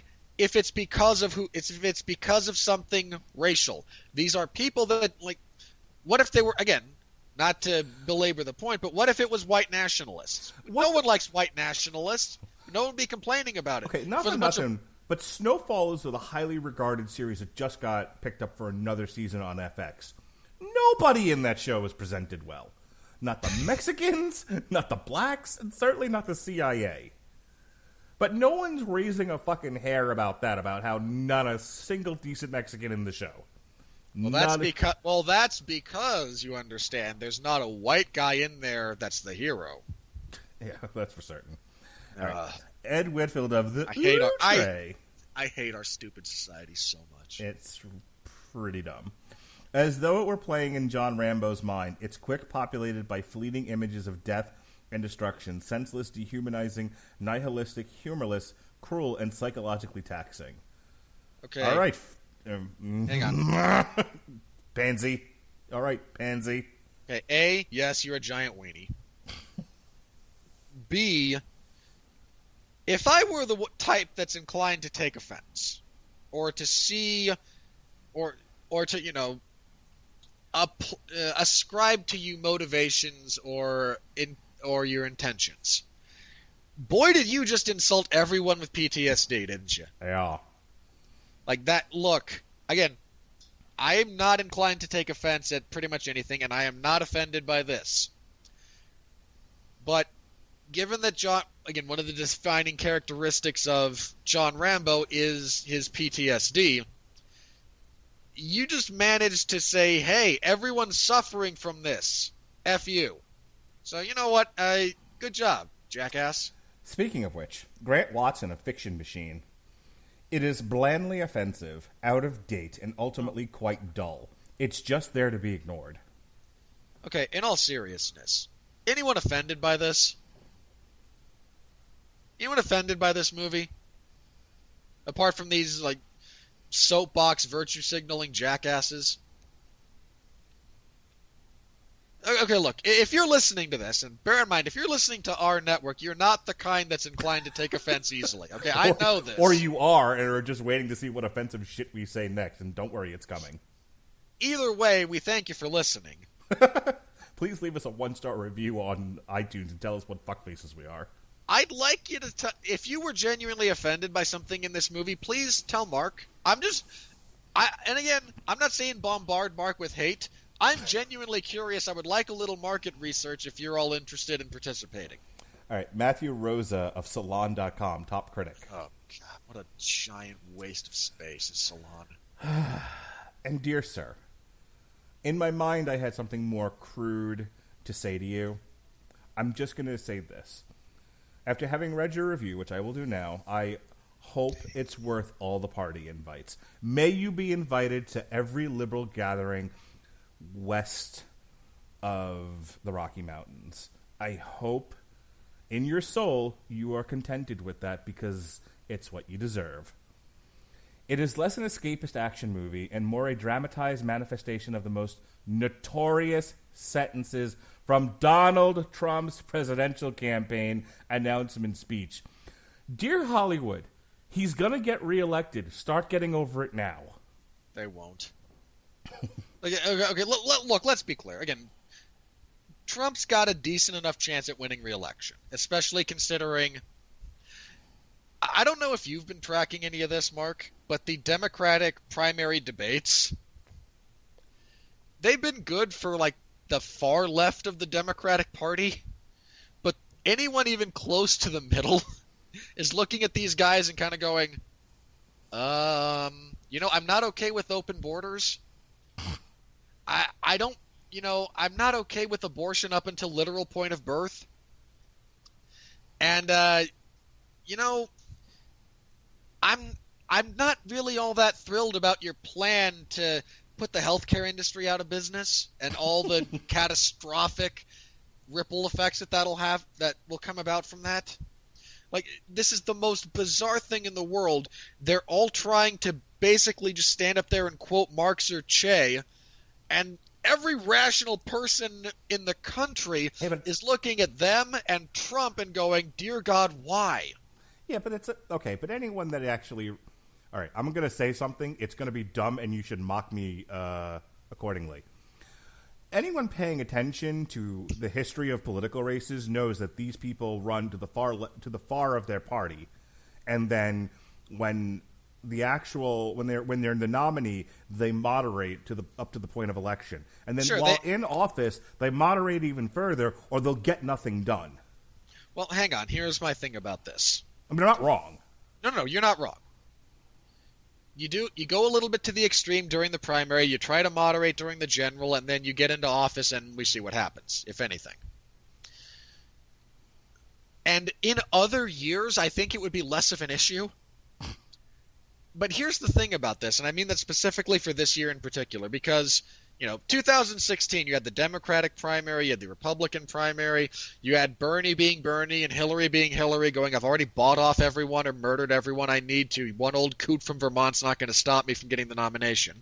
And I'd like to say at this time, Hillary Clinton is a murderer. Yes. Husband's a rapist, she's a murderer, we all know. For some reason, we all go along with it, but we all know. Well, we look at we do enjoy our celebrities. I hate celebrity culture, but you are correct. But no one was really paying attention to the primaries outside of the either political punditry or members of the party. That's not really the case here because we all know Trump's going to run again. So everyone in the freaking country is watching the Democratic primary debates. If all you're worried about is dealing within your base, then sure, who cares? Say whatever you have to say. But when you're trying to appeal to a lot of the middle, and a lot of the middle is watching you guys go insane, that's a problem. Okay. It's been an interesting podcast. Well, again, thank you to all the reviewers here who couldn't actually talk about the movie. Corey Coleman of Double Toasted. This is not Rambo. They've exhausted Rambo. That's your review? Like, that's the clip. Oh, wait, this is better. James Berardinelli, Real Reviews, top critic. An unwatchable piece of excrement. That's Again, that's not accurate. Kevin Fallon of the Daily Beast.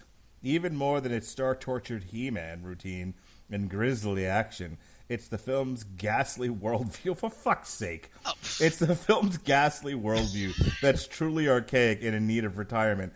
You're absolutely right. You know what? We really should make more of an effort to be inclusive and portray human traffickers as genuine, good-hearted people. What human trafficking? Don't acknowledge that it exists. I really, at this point, is it not cultural appropriation to refer to it as human trafficking? Shouldn't we just let the people who engage in slave trade like this just do it because it's who they are? What slavery? There's no slavery. Look, these women offer themselves freely into the arms, the caring arms of these men who want nothing more than to protect them from the rest of the world. I mean, really, who doesn't want to drown in heroin and not have to think about things? I'd love to say make a demonetized joke, but... Jesus Christ. Ghastly worldview. Yes, I'm sorry this offended your tender sensibility, sir, but human trafficking is in fact a thing. And guess what? Again, it's everywhere. If Rambo had retired to Montana instead of Arizona, there are human traffickers in Canada. It's a thing. I know we all like to pretend Canada's some great paradise, but a bunch of morons elected Justin Trudeau. No, bad stuff happens there too. Fumiani S. Langa of City Press, South Africa. This is the worst film I've seen this year. Oh sir. Oh, sir. Bull! Speaking of trafficking, we traffic in bad films. This was not the worst. Allow me, madam, to present the following bits of evidence. The Lego Movie 2. What Men Want. The Kitchen. Alita, Battle Angel. The Kitchen. Tyler Perry's A Medea Family Funeral. The Kitchen. The Kitchen.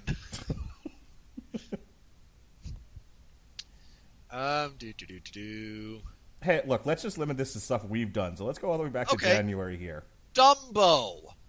Oh, that was terrible. Pet Sematary was really not good. Hellboy. We almost did Hellboy, but didn't. I apologize. Although I would absolutely include that. We did review Hellboy. It was terrible. I didn't see Hellboy. Maybe I did it with somebody else then. Huh. I will take your... Again, Hellboy. That was terrible. We didn't see that, so I'll... You hated Fighting with My Family. Oh, in many ways, yes. Detective Pikachu.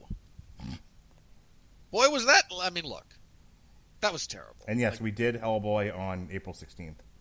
I didn't. I don't know what was up with that. I couldn't see it. That was it. I ran out of the ability to see the movie. All right. I must have done it with somebody else then. Okay. Aladdin. Dark Phoenix. Oh. Men in Black International. Oh, that was bad. No, we didn't do Annabelle. Crawl. Crawl wasn't as bad as this. Oh, The Lion King was pretty bad. It just has no reason to exist. Hobbs and Shaw's a pretty bad movie. If you're so inclined, there's The Kitchen, which, boy, Mark saw, and Mark talked about. Yep. So, yeah. Hyperbole, thy name is whatever this fucknut's name is. Yeah, again, is this a good movie? No. No. Is this worse than Dark Phoenix? I don't think so. No. Look. Okay, so Dark Phoenix is a poorly made movie. This was a competently made murder porn. It's competently shot. I take issue with because the writing is part of the making. But this is a better shot movie than Dark Phoenix by a significant margin. Not for nothing, Let's have a shootout on the top of a train at night. Hey, not a single performance is worse than the gal in Dumbo. Oh God, she's so bad. Yeah, she was easily the worst performer of any movie I've seen this year. Joshua, I'm certain there was someone standing behind, like out of camera shot, but within her eyesight, that had giant cue cards with her lines on them. Joshua Rothkopf of Time Out, top critic. Stallone may not be the best custodian of his own legacy. Graying, splotchy, and barely intelligible. Well, that's not new. He turns in a self... Really? He turns... Have you not seen it? All right. He turns in a self-negating performance just as ugly on the inside. No, that's not nice. It's not accurate either.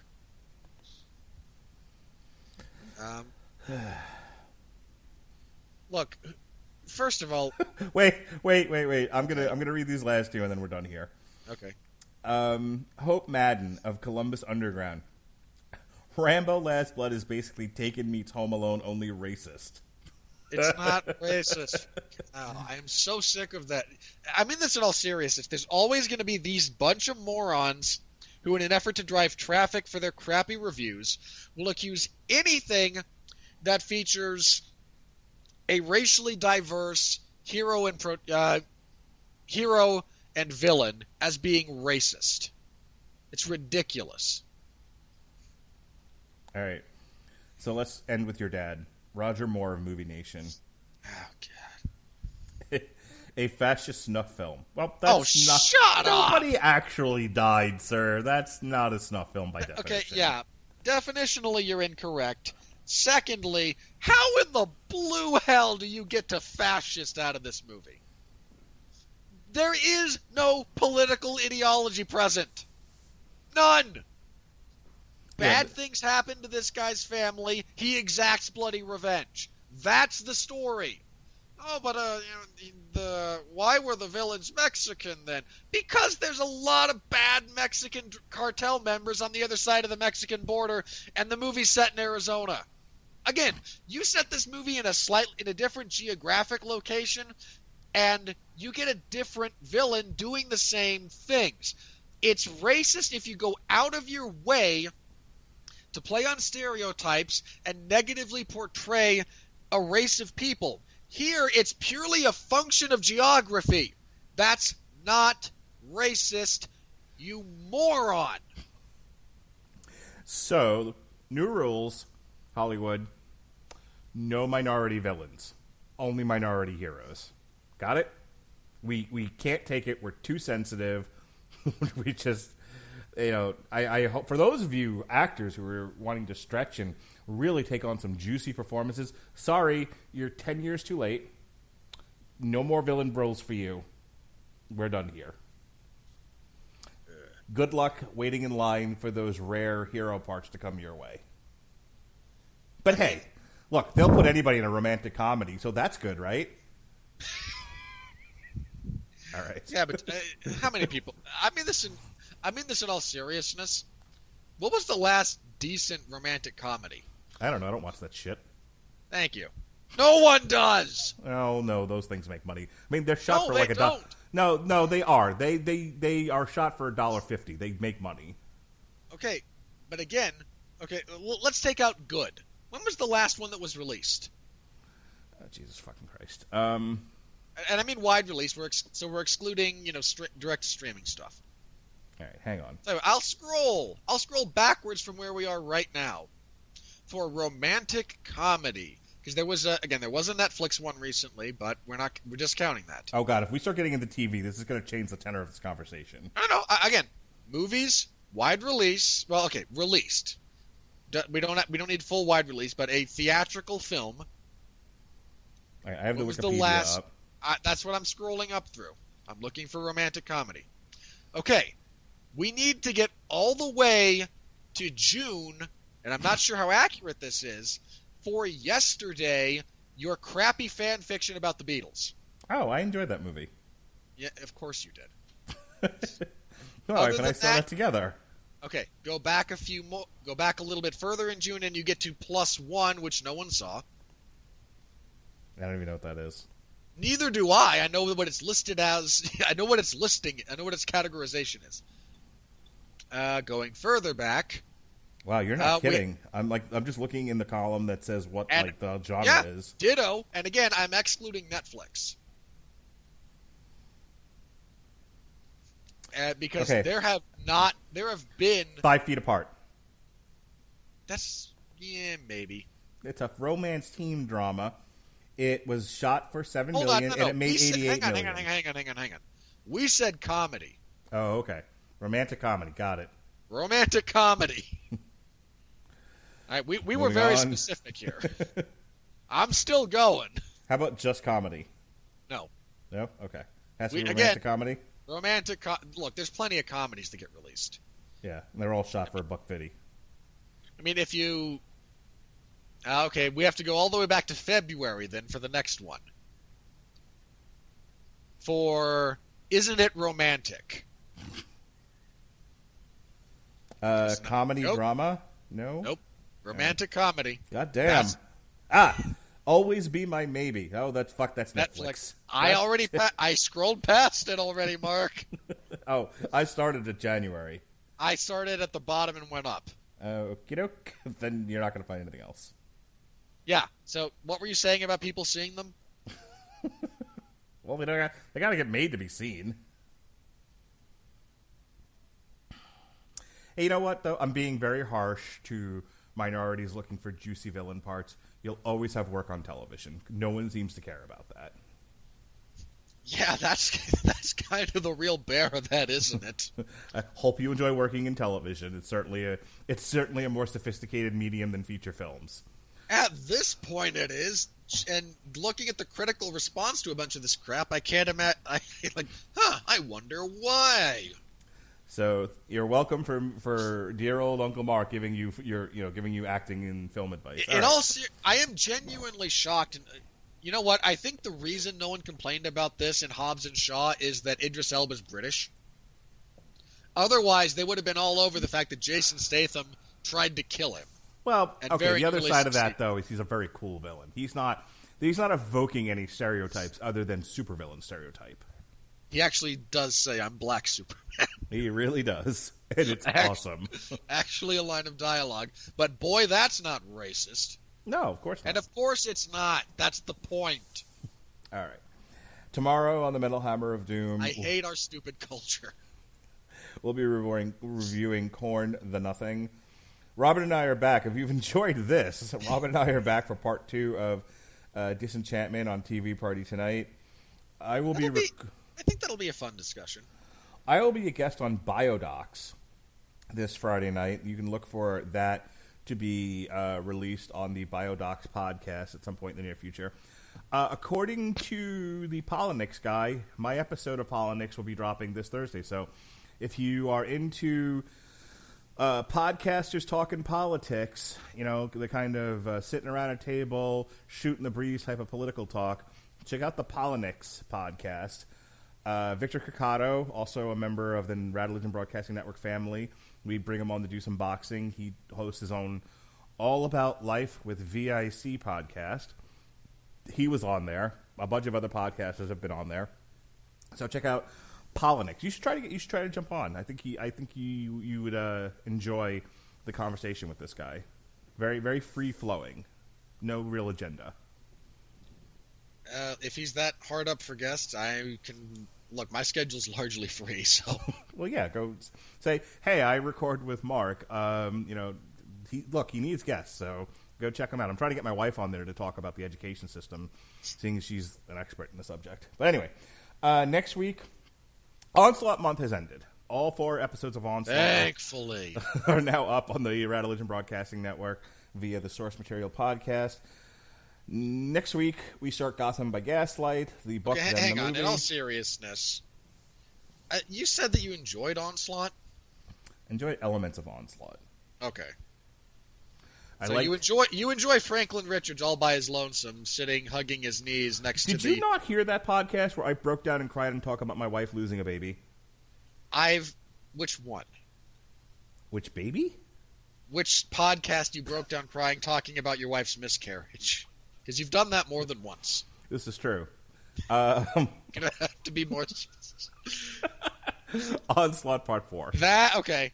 That's why I never get invited to anything. This is why we don't invite Rob Winfree to any parties. I wouldn't go anyway. Anyway, Gotham by Gaslight, the book, then the movie. We've got a Hell Yeah review coming up next Wednesday. And then on Thursday, myself, Pat Mullen, and Jesse Starcher will be talking about BH 90210. There'll be a rebroadcast of the source material covering The Killing Joke just in time for the new Joker movie. Hang on. I got to talk about that real fast. Oh, for fuck's sake. Real fast. Not going in depth. I'm asking you to me.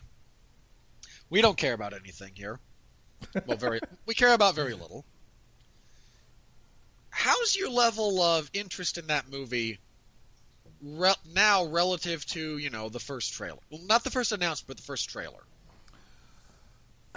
See, it's not the trailers that have me interested in the movie. It's that it got an 8-minute standing ovation at one of the film festivals. Hold on. I don't care about that. Well, no, these are things that I'm interested in.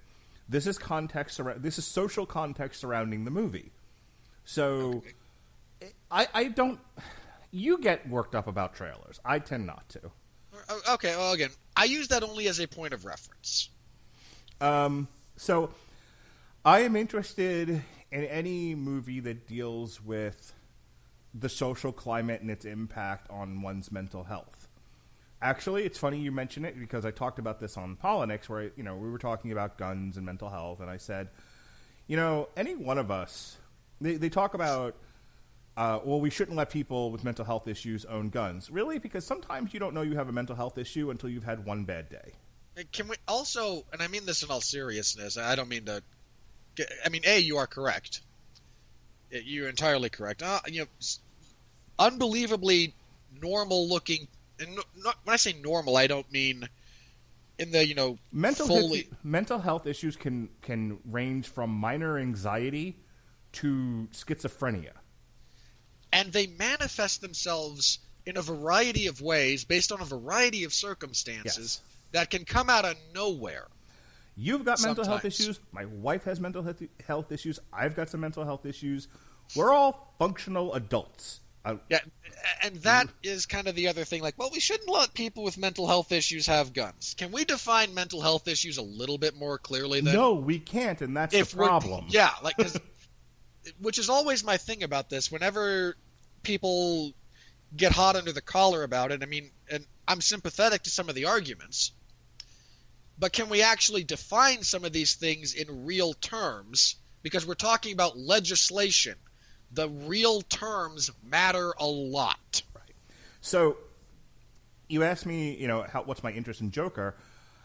I'm sort of divorcing myself from. It's kind of like watching Pennyworth for me. I just forget the comic book exists.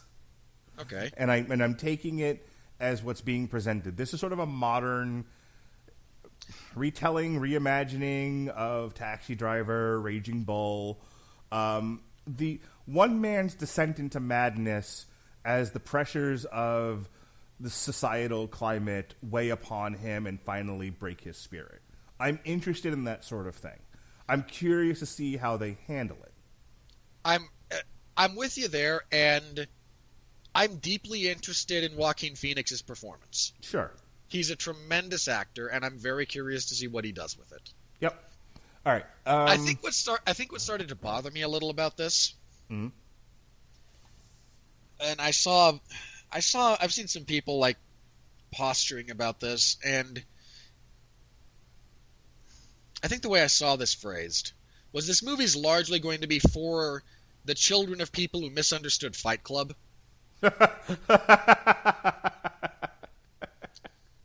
And let me start with this. Fight Club's a terrible movie. Yeah. And probably a worse book. We're going to be doing an on trial for Fight Club this January. Are you trying to defend that piece of crap? I haven't decided. I know we're also covering the sequel, Fight Club 2 comic. Look, I for the life of me, I do not understand what people got, what about Fight Club resonated with anyone. They romanticize the idea of being anarchistic and taking down like corporations. When the movie's big selling point for at least a third to two-thirds of it is polite society is garbage and we should all live in fucking caves and be raw, that's attractive to people who feel displaced, don't feel like they have a place in society and are too dumb to process it properly. They're just looking for a place of belonging, and they'll take, any retarded group that lends itself to an easily definable mission statement. Take down the man. I mean, look, I'm not arguing the reality of that situation. It's how you get terrorist cells in destabilized countries, and it's how you get violent socialists here in the United States. It's an easy thing to do. It's just a terrible movie. It's not good. Well, more on that in January. Can I finish my plugs? Yeah. Thank you. So we'll be looking at Joker by Brian Azzarello. We'll be talking about said Joker movie on the 8th of October. What's likely to be my favorite album of the year, we'll be reviewing Steel Panther. Rock and Roll Gods, I believe is what it's called. Sorry, Heavy Metal Rules. I was close. We'll also be reviewing, myself and Chris Bailey. We'll be reviewing Hell in a Cell, such as it is. And then finally, Jesse's favorite show of the season. We'll be reviewing Pennyworth on October 10th. Speaking of which, Victor Ciccato, I finally nailed him down on a fight for us to cover together. He and I will be we'll be doing alternative commentary for Alexander Usyk versus Tyrone Spong on DAZN. Please don't say it like that. DAZN. Stop. It rhymes with calzone. Really? Wow. Yeah. All right. I'm not going more than 2 weeks out with plugs. I generally have to cancel everything when I do that. All right. As for myself, you can listen to me on Sundays hosting the 411 Ground and Pound MMA podcast. Last week, Jeff and I got together to talk about the catastrophic failure of UFC on ESPN Plus 17. She blinded me with her finger. Well, he. Yeah. Yeah. For those unaware, the main event ended in 15 seconds via no contest after Yair Rodriguez scraped Jeremy Stevens across the eye and gave him a corneal abrasion that has now had him medically suspended for like 4 weeks. And speaking of terrible Mexicans, then they proceeded to throw bottles at the poor blind guy. There it is! They threw detritus at the Mexican-American who couldn't see trying to leave the... Jeremy Stevens is Mexican-American? I think his mother... yeah, that's even funnier. Oh, yeah. Like, here's the crazy thing about this. They put, a bunch of... Because playing on nationalism is old hat in the combat sports world and fight promotion. But they kind of tried to ease into some of it here. Yair Rodriguez, Mexican, versus Jeremy Stevens, who was born in Iowa, but I can't remember if he's first or second generation. I think his mother is Mexican of some variety. So they tried to ease that. Nope, fans weren't having it.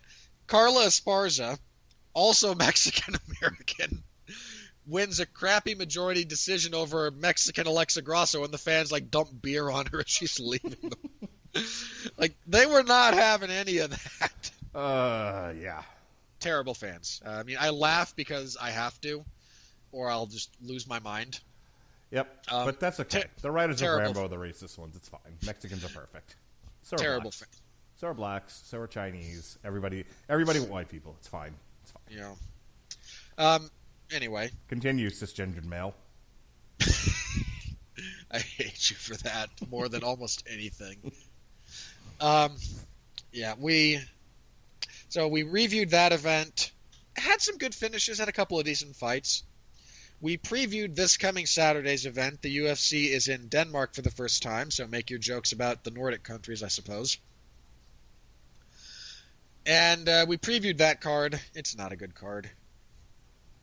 Look, MMA is kind of in a holding pattern until for a couple of weeks until Whitaker and Adesanya square off, and then hot diggity. Hey, it's Robert Whitaker and Israel Adesanya. Shut up and let me have this. No, it's fine. I think I forgot to mention Pat and I are probably covering that, but we'll see if Pat's awake and not drunk. I mean, only one of those is actually a problem for your recording. True. So you can listen to that. We talk about news of the week. Some fights got made. Max Holloway and Alexander Volkanovski. Just, yes. Great fight. Daniel Cormier wants to have just one more fight as a trilogy fight with Stipe Miocic. Win, lose, or draw. He says it'll be his last one. Not sure how much I believe him, but that's what he's saying. We talk a little bit about the state of the lightweight division and some news of the week, such as it is. Thursday, Mark and I will be back to talk Disenchantment Season 2. Should be interesting. Mark seems to have had a much more enjoyable time with it than I did. Yeah, I feel like the show finally graduated to social commentary like The Simpsons did, but it only took one season, well, 2 seasons, I guess, as opposed to The Simpsons taking several seasons. You and I are going to have to talk about that. I'm not sure I got... I mean, again, there's certainly some social commentary in there, but I did not get a tremendous amount of it. No, I mean, it's only 10 episodes, but we'll talk. Yeah, so tune in Thursday for that discussion, where Mark and I yell at each other about how a show that is essentially the world viewed through the eyes of a teenager. Her father's an ogre, her mother's an alien, her stepmother's an alien. Her estranged mother is a horrible witch who only wants to sacrifice her to satisfy a bargain from hell. And every bit of the outside world is magical and wonderful, but everything around her is terrible apart from her conscience, which is also twisted, and her evil impulses, which are also a little bit twisted. Yep, it's a metaphor for the Trump administration. Oh, shut up. I want to... Is one of your children around? No, they're both sleeping. God, get your son to hit you in the crotch. Don't have to get him, he'll do it anyway. Okay, next time he does, thank him for me. You got it. So tune in for that. Should be fun. Saturday I'll be covering the UFC in Denmark card. Saturday morning on the MMA Zone of 411 Mania. And then he's going to be the Joey Styles of the Radulich and Broadcasting Network and cover the Sean Porter Errol Spence fight all by his lonesome. Don't tempt me. I don't think you can do it. How about that? I mean, I can't. Oh, this went nowhere. What did you Are you really going to try and somehow cajole me into doing something by challenging my ego? I was trying. Apparently that was a failed plan. Have you met my ego? It's about 2 inches tall. I feel like John Rambo being kicked by Mexicans. This was a poor plan. Yes, that was. Call Pat, see if he's available. Call Victor, see if he's available. Nah, I might just enjoy a Saturday evening to myself for once. Why? Because most of my Saturday evenings are 6-hour slogs through a UFC card. You told me you get paid per event. I'm now trying to think of how many more events you can do because I want you to make more money. I've decided this is my job. I'm managing your coverage career. Let's end this fucking show. All right. Yeah, and then next Sunday we'll have a review of that and a preview of UFC 243. Double check it. Yeah, 243. Whitaker versus Adesanya, which is a absolutely tremendous main event on paper. I am praying it holds together. So you can listen to me gush about that fight, who I think is going to win, how I think it'll play out. Jeff should be there. We'll have some back and forth. He'll summarily dismiss Adesanya. Sorry, I shouldn't speak. I shouldn't speak for Jeff because he's racist. No. Oh. I mean, it's a Nigerian fighting a guy. Whitaker's like half Maori, I think. Are you done? Sorry, I don't know where I was going with that. So yeah, tune in for that, and we'll be back here. Oh, there's no movie next week, is there? For fuck's sake. Yeah, you're all, other than the TV party, we'll be back in 2 weeks for Joker. Then we'll be back 2 weeks after that for Maleficent, and then we end the month with Zombieland Double Tap. Did you see that Joaquin Phoenix walked out of an interview? Yes. That was great. Someone asked him, so do you feel like you're concerned about the potential for this movie to inspire violence? And he looked at this person and went, you're no longer you're clearly not capable of having an intelligent conversation, and just left. You can tell he's trying to manage his career and, having to control himself, because any man worth his salt would have taken out his cock and pissed all over that interviewer. And on that note, be well, be safe, and behave.